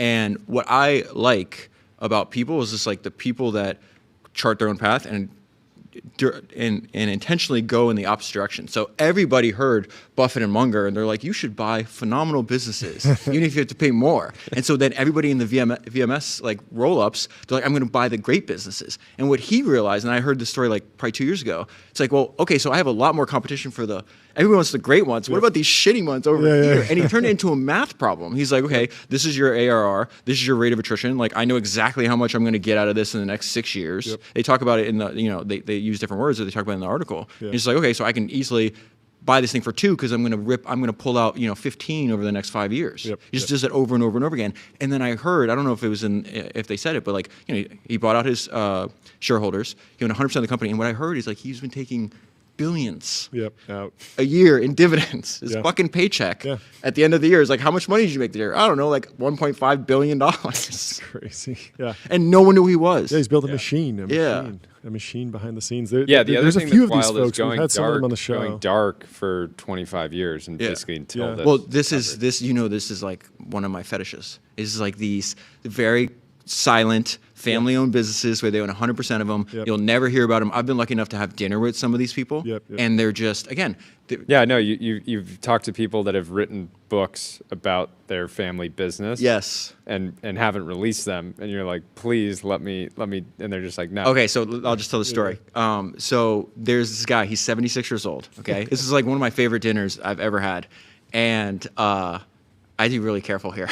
So he started working in the family business when he was 6. Okay, he's the second generation of this family dynasty. They own the original source of their wealth was one of the largest privately held shipping companies in the world. And when I mean privately held, owned by his dad and now owned by him and his brother. Like it's just like there is no shareholders, no board of directors. It's just the family. I've now become close with the third generation, and I get insight on how they run the family is a business and the business is a family, and the way they go about things is just really, really intelligent. And so we had this phenomenal dinner. You look up his reported net worth, and it's still in the tens of billions, and it's like underreported by a factor of like 4. Because then he tells you about like, oh yeah, I put money into this, and I never sold, and it's worth this. There's just crazy stories, and he's also like super charismatic, one of the best raconteurs I've ever like been around, and just super. And he's still on it 24/7, like works all the time. And so there's 2 things that were funny. This has happened a few times where families will commission real writers, right? They commission an actual biography. And I have a copy of a separate family. It looks like the book. It looks like a book you'd buy in a bookstore. The only difference is there's no ISBN number on the back. So like some of the books I have, no one else in the world has these books besides like the family and the author and everything. OpenAI would give you a lot of money for that. So there's two funny things that he told me. One, that they commissioned one for his father and then one for him. And I was like, dude, give me those books. Like, I would do such a good job on them. And he, without hesitation, he's like, absolutely not. Like, that's out of the question. I go, why not? And he said something like, I have no desire to educate my competitors. And just real fast. And then he... Leave it to me in the will. No, and then I think... So there's another founder. The next generation. There's another founder who's 78, and I spent 4 days with the CEO, and the top 40 executives. They were going through they wanted advice on like how to transition from a founder-led company. She's one of my favorite founders I've ever come across in my life, and like to the next generation. And so after talking to all the executives, spending time with them, they're like, hey, so what do you think? And after 4 days, I go, when she's dead, you're fucked. It's just like, there's not like, you're not replacing her. She's a singular individual. You should like either sell the company or go do something else. Cause like, there's no transition here. It's like, what do you do when Michael Jordan retires? So like, I don't know, start rebuilding. But he said something funny because they're obviously in shipping. They now have real estate and they have finance and everything else. And he's got also one of the biggest boats in the world. And he had mentioned he mentioned earlier though. So earlier in the conversation, he's like, when you read a lot of these biographies, he had read all the same biographies I'd read, like Daniel Ludwig, Aristotle Onassis, all these like shipping guys. He knew all of them. They would also run their company headquarters from their private like giant boats, right? Giant yachts. Yeah. And so he had mentioned earlier, he's like, I spend part of the year, I live part of the year on. He said boat. He said ship. So I was like, so like what months? There's a difference. He's going to tell this. I go, so what when are you going to go back on your boat? Like, how long are you going to be on your boat for? He goes, what are you talking about? I go, you said like earlier you live on your boat. He goes, I don't have a boat. I'm like, is this some kind of joke? He goes, I have a ship. I go, what's the difference between a boat and a ship? He goes, you can put a boat on a ship. You can't put a ship on a boat. So my favorite conversations are these kind of people, and I'm obsessed with like older entrepreneurs because they're just so much smarter than like a 25-year-old fucking startup founder. It's just like they're not even. It's like it might as well be an alien. Yeah, it's just like these people are they have so much more experience. They have so much more knowledge. Yeah. Like I just can talk to them for hours and hours and hours. Makes sense. Have you dug into the Trilogy software mafia? Are you familiar with this? No. So this was some secondary research I did out of Trilogy. This is, of course, the subject of that Colossus profile on Joe Lamont. In the 90s, Trilogy was on such a tear. They were recruiting out of MIT, Harvard, and a bunch of folks went through Trilogy and then went on to do cool things. Ellie Seidman, the CEO of Tinder, was a Trilogy alum. Cyrus and Nick Ganju, founders of ZocDoc. Henry Ward, the CEO and founder of Carta. Oh, crazy. John Lilly, former CEO of Mozilla, and now he's an investor at Greylock. And Andy Palmer, the CEO of Tamr, former CEO of Vertica, which was acquired, major angel investor, invested in Carta, in part due to his connection. There are 87 Trilogy Mafia companies now on Crunchbase. So it's just like this very interesting, we've heard that Joe keeps his team very tight, but clearly selects for extremely entrepreneurial people. They don't often get poached to other firms that are doing the same thing. If you leave, you're probably going to start a company. I wouldn't want to make money the way he did, but put that aside. Sure. What I do admire, I'm the most pro-American person. Obviously the son of Cuban immigrants. I grew up, meeting people. Yeah. Literally came to this country, fled communism on a raft. Yeah. So I don't like outsourcing anything. I've had tons of people try to advertise on the podcast. They're like, I have this outsourcing thing. I was like, I want to find a way to pay people more money, not less. I want to work with the best people in the world, and those people don't work for $8 an hour. Yep. But I do the thing I respect about Joe is he doesn't give a shit what other people think, and he's willing to have his own thinking. And then even if everybody's going in one direction, I was listening to your Mischief on the way over here. Gabe. He had this great line where he's like, if everybody's running fast at something, they're probably running off a cliff. I was like, oh, that's a bar. Yep. That's a good bar. And so I like that Joe's like, hey, you guys are all doing this, so that means by default there's an opportunity. I called Patrick yesterday. I was like, it's kind of funny, there's not any other people more obsessed with podcasts than me, you, Patrick. We talk about this stuff all the time. And I was like, everybody, even now, is still starting podcasts. And Patrick, he has the highest value investing audience in the world. And what I love about what he's doing is he's like, oh, yeah, you guys are all going to go to the podcast. I'm going to write, what was that, 15,000 word in-depth profiles, but they're so much better. No. Like the Neil Mehta one. Yep, really good. Who's the Paradigm guy I read? Matt Wong. Matt Wong. This one. Yep. Really they're going to keep doing it, and he'll tell you in the group chat some of the ones they're working on now. They're crushing. Cool. I just love this. It's a very special product, and I went through when we were doing the show and we didn't have guests or anything, and we needed a lot of material. I went through and looked at old New Yorker deep dives profiles. So good. They're so good. Old Bloomberg and old Forbes pieces, and they're just not doing it at that level anymore. There are some profiles, but the one profile that was written in a prestigious magazine about Zuck is all about did he have the right team in place? It's like a diversity, referendum on diversity and stuff, Brotopia type take, which is just not really the story. That's a very minor pice of the Zuck story, in my opinion. I'm glad you said the New Yorker part, because every single time I do a deep research report on every single person I'm working on, just to get an overview, and it's always I want it written like a New Yorker piece. One of my favorite. Fantastic writers. Yeah, Jackson Dahl. We read one on Mary Meeker. Yeah, the Mary Meeker. I read that too. Fantastic. I read that too. So Jackson Dahl, you guys should have him on there. He's doing. Because for the record, Jack, we have invited him. He needs to call in today. I don't know what he's doing. Nick, send him an invite. So have him join right now. The reason, no, I don't share it like sharing the mics. Okay, you have to come after I'm done. Just send the invitation. Send the invitation for tomorrow. But But the reason I say that is because he put me on to he's like, hey, you have this thought that I haven't heard anywhere else, because something that I've talked about is just like, I actually think like introspection is one of the worst things like an entrepreneur can have. And I say some of the greatest entrepreneurs in history had low to no introspection. Like Sam Walton didn't wake up every day wondering like what his purpose of life was. Rehashing the past. Oh, I wish I did this. Nothing. This is like being a golden retriever. You have to maniacally be going after the tennis ball, not thinking about the nature. Never thinking about the last tennis ball. No, always the current tennis ball. Excellent. So Jackson's like, hey, I heard you say that. Have you heard of this guy named Larry Gagosian? Which I didn't know who that was. And so he sent me this great New Yorker piece. The piece was so good, I made an episode on it. I think it's one of the best episodes I've ever done. It's one of my favorite, like, the guy's a little obviously crazy. Every single person I profile on Founders is crazy. The best. But it's better than a book. That New Yorker piece was better than if I read 600 pages on Gagosian. Yeah. But yeah, I think there's like a clear, again, us three talk about like what's the white space all the time. It's like what Patrick and his team are doing. It's like there's a clear white space there. People write profiles, but the profiles suck. There's no craft in them. Yeah. The New Yorker and is people insane care about because the person writing the profile a lot. Well, did you guys ever cover? You know how Patrick found Jeremy Stern? No. So I think you covered that. I'm pretty sure you read this to me. I love when John reads things to me.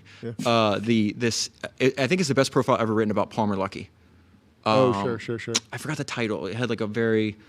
I know the one I'm talking about. Yep, like spread. Yep. Jeremy wrote that. Oh, so no, Patrick, that makes sense. American Vulcan. Is that it? Make sure it's by Jeremy Stern. Yeah. Okay. So what did Patrick do? Patrick's like, this is great. Come do this for me. Yep. And then he did something. And then Patrick did something smart. Yep.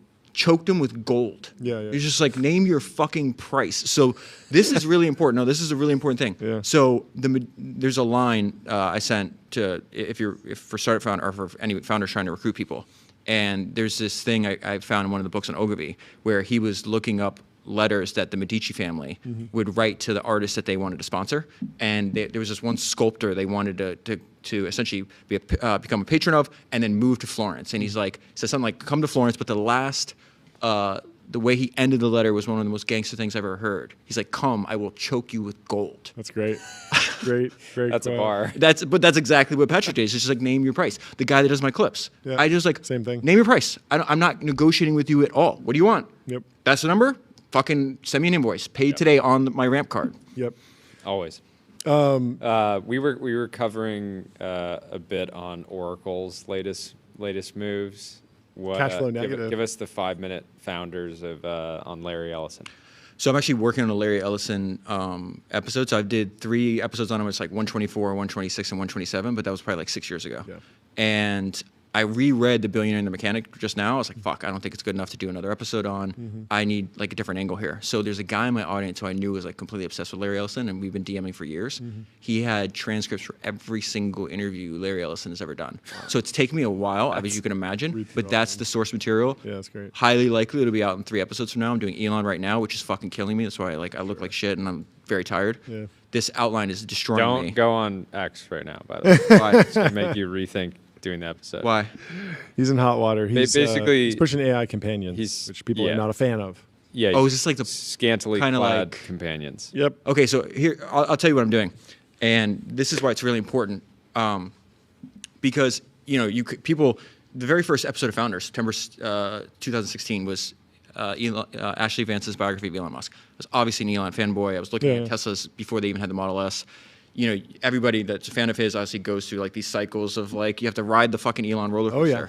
Well, you can say on the podcast, I made this episode before I went crazy. No, but like the problem is, and so like there's actually, I think the best biography of Elon written is this book called Liftoff, because it's the first 6 years of SpaceX. Yeah. It's very fascinating. There's pictures where he's like standing in the rubble, right? Yes. It's like iconic. So imagery. what I decided to do is like, listen, man, I don't care about politics, cultural war stuff. I don't care about anything. I care about entrepreneurship, taking ideas from great people. Actually building the business. And just throwing it to the next generation to hopefully help people do that, right? Do that better. So no disrespect to Walter Isaacson. I've read all of his biographies. The Elon biography is like written like it's a newspaper. Now, when you take an asset, or you take a liability and you try to flip it into an asset. So I was like, okay, the problem is, no disrespect, there's no craft here. I like soul, I like craft because I read for fun. Like this is what I want to do. This is like a news update. But the good news of that is it's in chronological order. So the reason this is killing me is because the reading's been done for like 5 days. It's just been outline, nonstop. So what I did is like, I'm going to rip out every single thing about Elon. I'm not going to talk about his family, his wives, his kids, his politics, culture war. This guy's got brilliant ideas. Yeah. So this is literally just what are the most enduring principles that Elon used across 3 decades and 7 different companies. And I really think I'm crafting something that's going to be really valuable.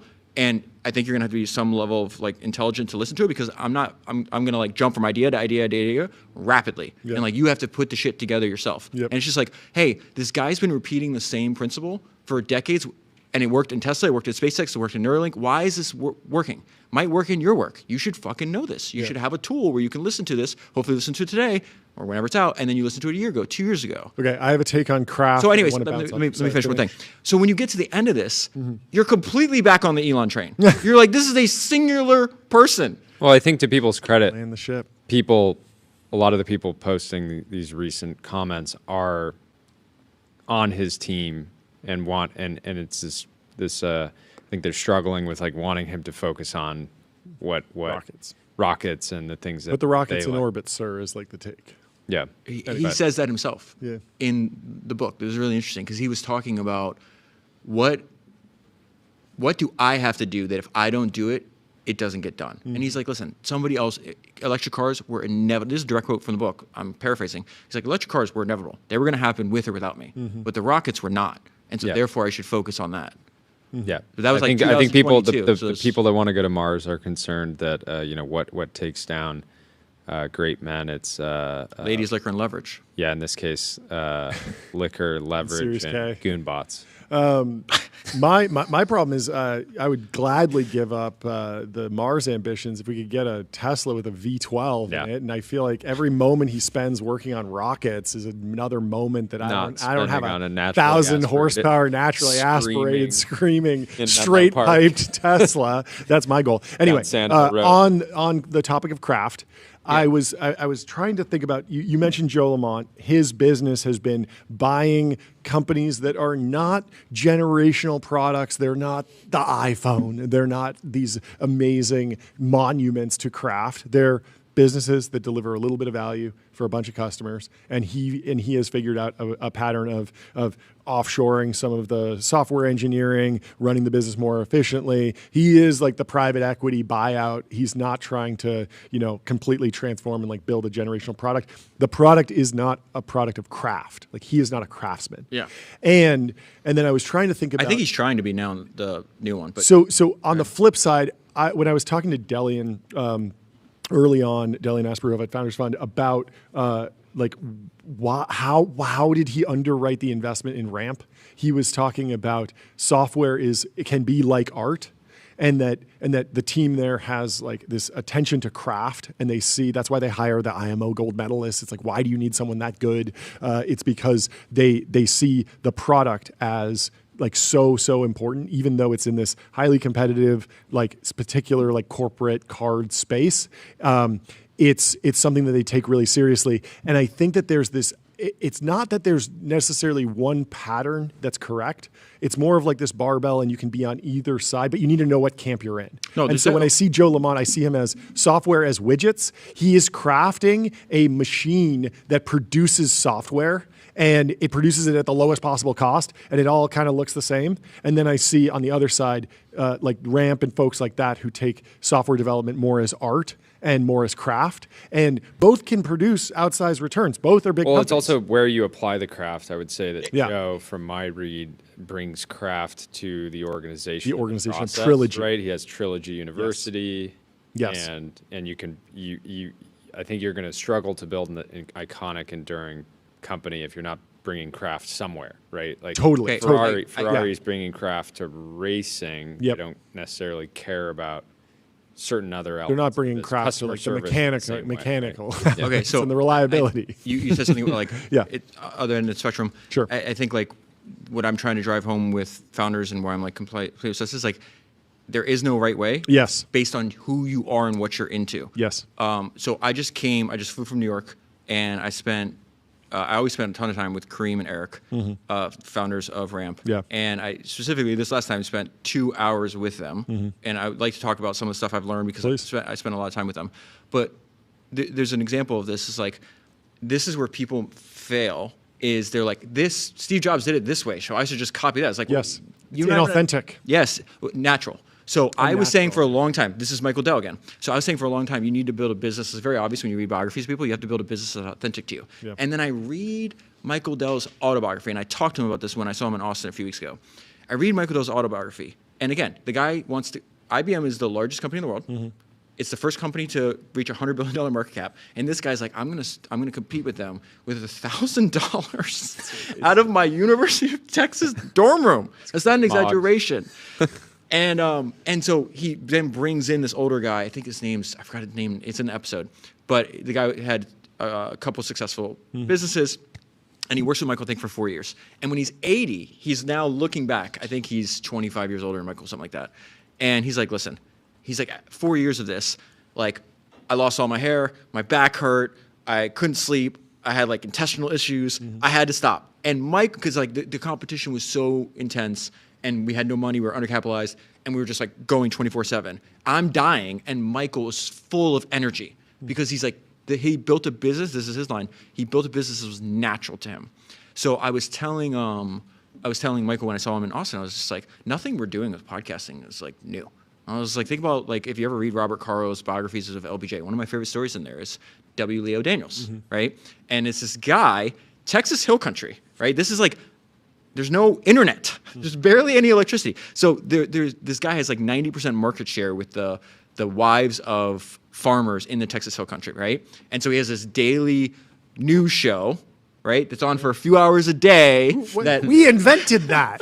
You're telling me that somebody was doing this before us? Here's the funny part, and don't let me go back to Kareem and Eric. Don't let me forget that, please. So the crazy thing is, so he winds up getting like 90% market share in this area, right? So then he's like, okay, well, what should my sponsor be? Well, who's listening? What do the women in these houses need? And he comes like, everybody needs baking flour. They all need baking flour. So I'll find the best manufacturer of baking flour, and they'll be my advertiser.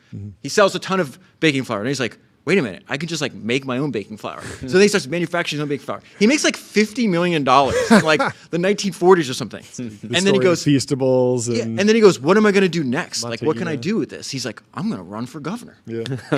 And then people are like, hey, this is Trump before Trump. This is what I'm telling you. There's an element of Trump to Trump this. had vodka. Yeah, but so then everybody tells him, nobody, you're not a professional politician, you can't possibly win. But then he starts hosting these rallies. Remember in 2015, Trump was doing this. And then like the rallies, it'd be like selling, it'd be like a monster truck rally. It'd be like 50,000 people there. Of course, that's going to translate from votes. So he wins the governorship of Texas, and he moves his radio show into the Texas governor's mansion. And so he's still broadcasting that. Then the reason he's in LBJ's biography Never stop broadcasting. is because he runs, and then he's like, what are you going to do next? I'm going to run for Senate. He ends up stealing the election from LBJ, legitimately stole the election. But I was telling Michael about this. And, you know, in Texas, they teach Texas history before they teach American history, right? If you go to any used bookstore in Texas, my favorite thing to do, there's huge sections on, like, you have American history, it's like Texas history. And Michael texts me back the funniest thing. He goes, oh, I must admit, I missed this part of Texas history. I was too busy reading computer magazines. Wow. I want to fucking hit the table because that's exactly, he picked the business that was perfect, authentic to him. Natural to him. Natural. Completely natural. It's what he wanted to do. So the Ramp guys, like, they're like, whatever you guys, I always have to like get the way people talk on the internet translated to me from you. Yeah. So I don't know if there's a term for anti-slop, but there's a term for anti-slop. Perfect. Thank you. So if there's a very old term for this. So the way I think of this, have you guys ever heard of shokunin? This concept of shokunin? But explain it for the listeners. So shokunin is this idea in, essentially, it's almost like a Japanese word for craftsmanship. Yeah. And it doesn't matter if you're building, you know, a $22 billion fintech or you're sweeping the floor. The Japanese, if you're a shokunin, you take pride in the activity, you take pride in the activity itself and pride in making your work as good, even if no one else sees it. Yeah. And so what I would say about this is, spending a lot of time with Kareem and Eric, is one, from the outside, it's like they have very complementary skills. And what I would say, like, especially with Eric, one of the best sales advice, and I think it was advice for sales, but I actually think it's advice for life and dealing with people that I've ever heard, is Mary Kay. Remember Mary Kay Cosmetics? Yeah. They built this like massive empire, like going like door-to-door sales. It might have been like an MLM It's kind of kind thing. of like the proto MLM. Yeah, and they'd drive around like pink Cadillacs. Let's give it up for MLMs. They don't get enough Underrated. credit. Underrated. Criminally underrated. The way sometimes literally criminally rated. the way Criminally the way that she trained her saleswomen. Yeah. She says, never forget that every single person goes through life with an invisible sign around their neck that says, make me feel special.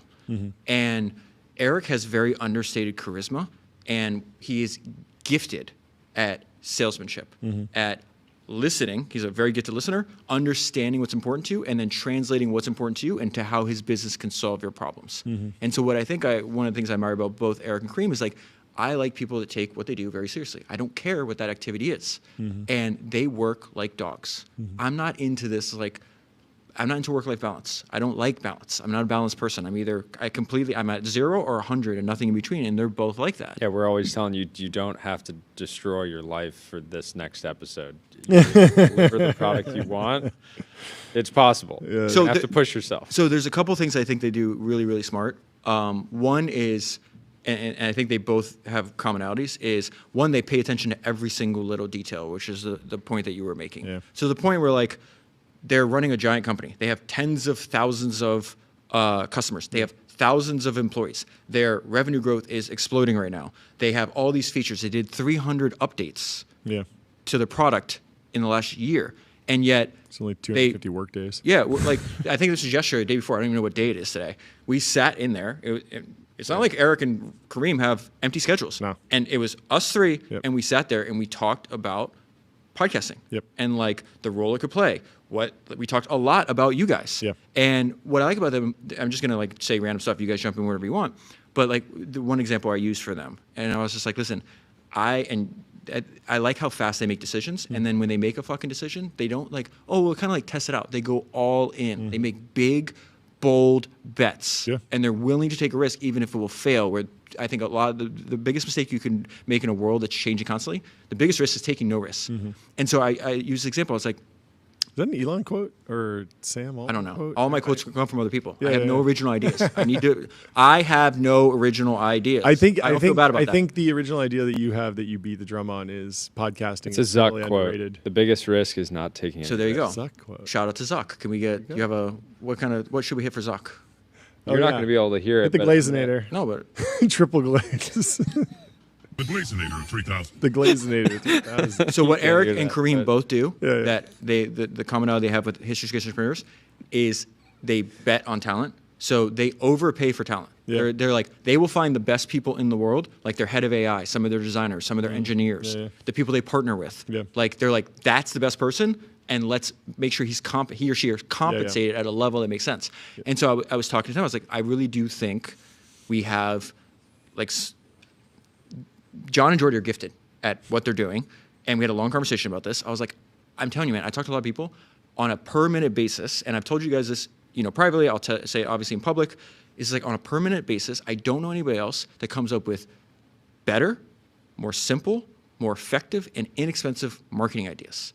And I go, I really think we have this huge opportunity for leverage. It's like if they have an idea, from the idea to execution, since we trust them, we know they're talented, there should be no barrier. There should just be like, here's a fucking pile of money, and next time you have come with an idea, do it. And immediately they're like, done. What else you want? It's just like there's like, yeah, that's obviously a good idea. John and Jordy are obviously talented. Like, how can we get more out of the talent that we have around them? I just think there's just a million little ideas that they have like this. I remember, I don't even know what the valuation is now, but it went like, it had like a huge jump. I don't think it was this time, it was the last time. But we were having dinner. It was going to be me, Kareem, and 2 other people. And me and Kareem got there first. And it was the day that announcement came out, and Twitter was going crazy. They're like, Ramp's fucking killing it, and your side of the world with all these VCs are like fighting over this shit. And Kareem shows up in the first 10 minutes. He's just like, this feature's not good enough. We lost this deal. This is he didn't mention a word. And I just sat there smiling. And it's really hard for me to not talk for 10 minutes. And I just started, I go, that's the reason, your divine discontent is why you're so good. because the value of your company is just the collective value of all the problems that you solve for your customers. Yeah. And he doesn't give a shit about taking a victory lap. He cares about solving problems for his customers. And I like the fact that I can call them. I've called Eric at 1 a.m. his time, and I'm like, where are you? And he's like, oh, I'm in like Chicago, and I'm like doing like customer meetings, and like I recruit people, and like I'm closing this deal. He's just like, they work all the time. Working hard. Work all the time. It's a good mantra. It's one thing you can control. Yeah. The Joe Lamont, think about that. I mean, that's excessive, but I think they were in that piece, they were talking about this conversation he was having with Jack Welch, if I'm not mistaken, where he's just like, well, if you have a product that's working and you're willing to work 20 hours a day, it's really hard to lose at that point. Yeah, no. Find your life's work, find something that's, what was the phrase? Not authentic. Natural, and then work constantly. And okay, so this is, again, everybody, I'm so happy to see what's happened to you. Yeah. I still consider myself your first listener. It's true. You are literally. Literally first listener. Sent you the MP3 on Google Drive. Oh, and that's another thing. So going back, I want to talk about why I think you guys are really special. But it also goes back to... the Glazenators. Hold on. It also goes back to what Eric and Kareem were willing to bet on talent when I was just like, guys, they have 1,000 listeners right now. It was crazy. They're gonna fucking blow. I don't know anything. I know about podcasts, and I know how history's greatest entrepreneurs think. I don't know anything about anything else. Yeah, I promise you, there's zero chance. They already knew you were talented, but they already knew it was obviously Coogan's talented. They tried to buy you and recruit you a long time ago, and they made a bet, and they made a bet on talent, which again is something that Brad Jacobs does, that Elon Musk does, that Steve Jobs did, that all these people did over and over and over again. Again, these are ideas that are timeless. You can use them today. You can use them 100 years ago. They were used 100 years ago. You're going to be able to use them 100 years from now. Well, so get out there and use them. Get out there, folks. We have a 3 p.m. reservation. We do. We got to get on the road. We got to get offline. We got to get off air. It's hard to get this guy off the mic. I wish that we could go. We could go for another 5 hours right now. But you in town tomorrow? Let's do it again. Run it back. I got to finish this episode. Okay. Stay in Malibu. Okay. It's already Tuesday. And I'm never driving here, guys. We're getting a helicopter. We're getting a helicopter. I won't. No, that's how Kobe died. But it was foreshadowed in our first launch video. We open in with us in a helicopter. We're going to be helicopter guys. So that's what me and Kareem and Eric were talking about. Your launch video. It's about the type of helicopter. Yeah, not all helicopters are created equally. We need to move the studio to Malibu. Anyway, the Center for Extreme Podcast. We will see you tomorrow. Thank you for watching. Thank you for hanging out with us. See you tomorrow, chat. See you tomorrow. Leave us 5 stars. Have a fantastic evening. Have a great rest.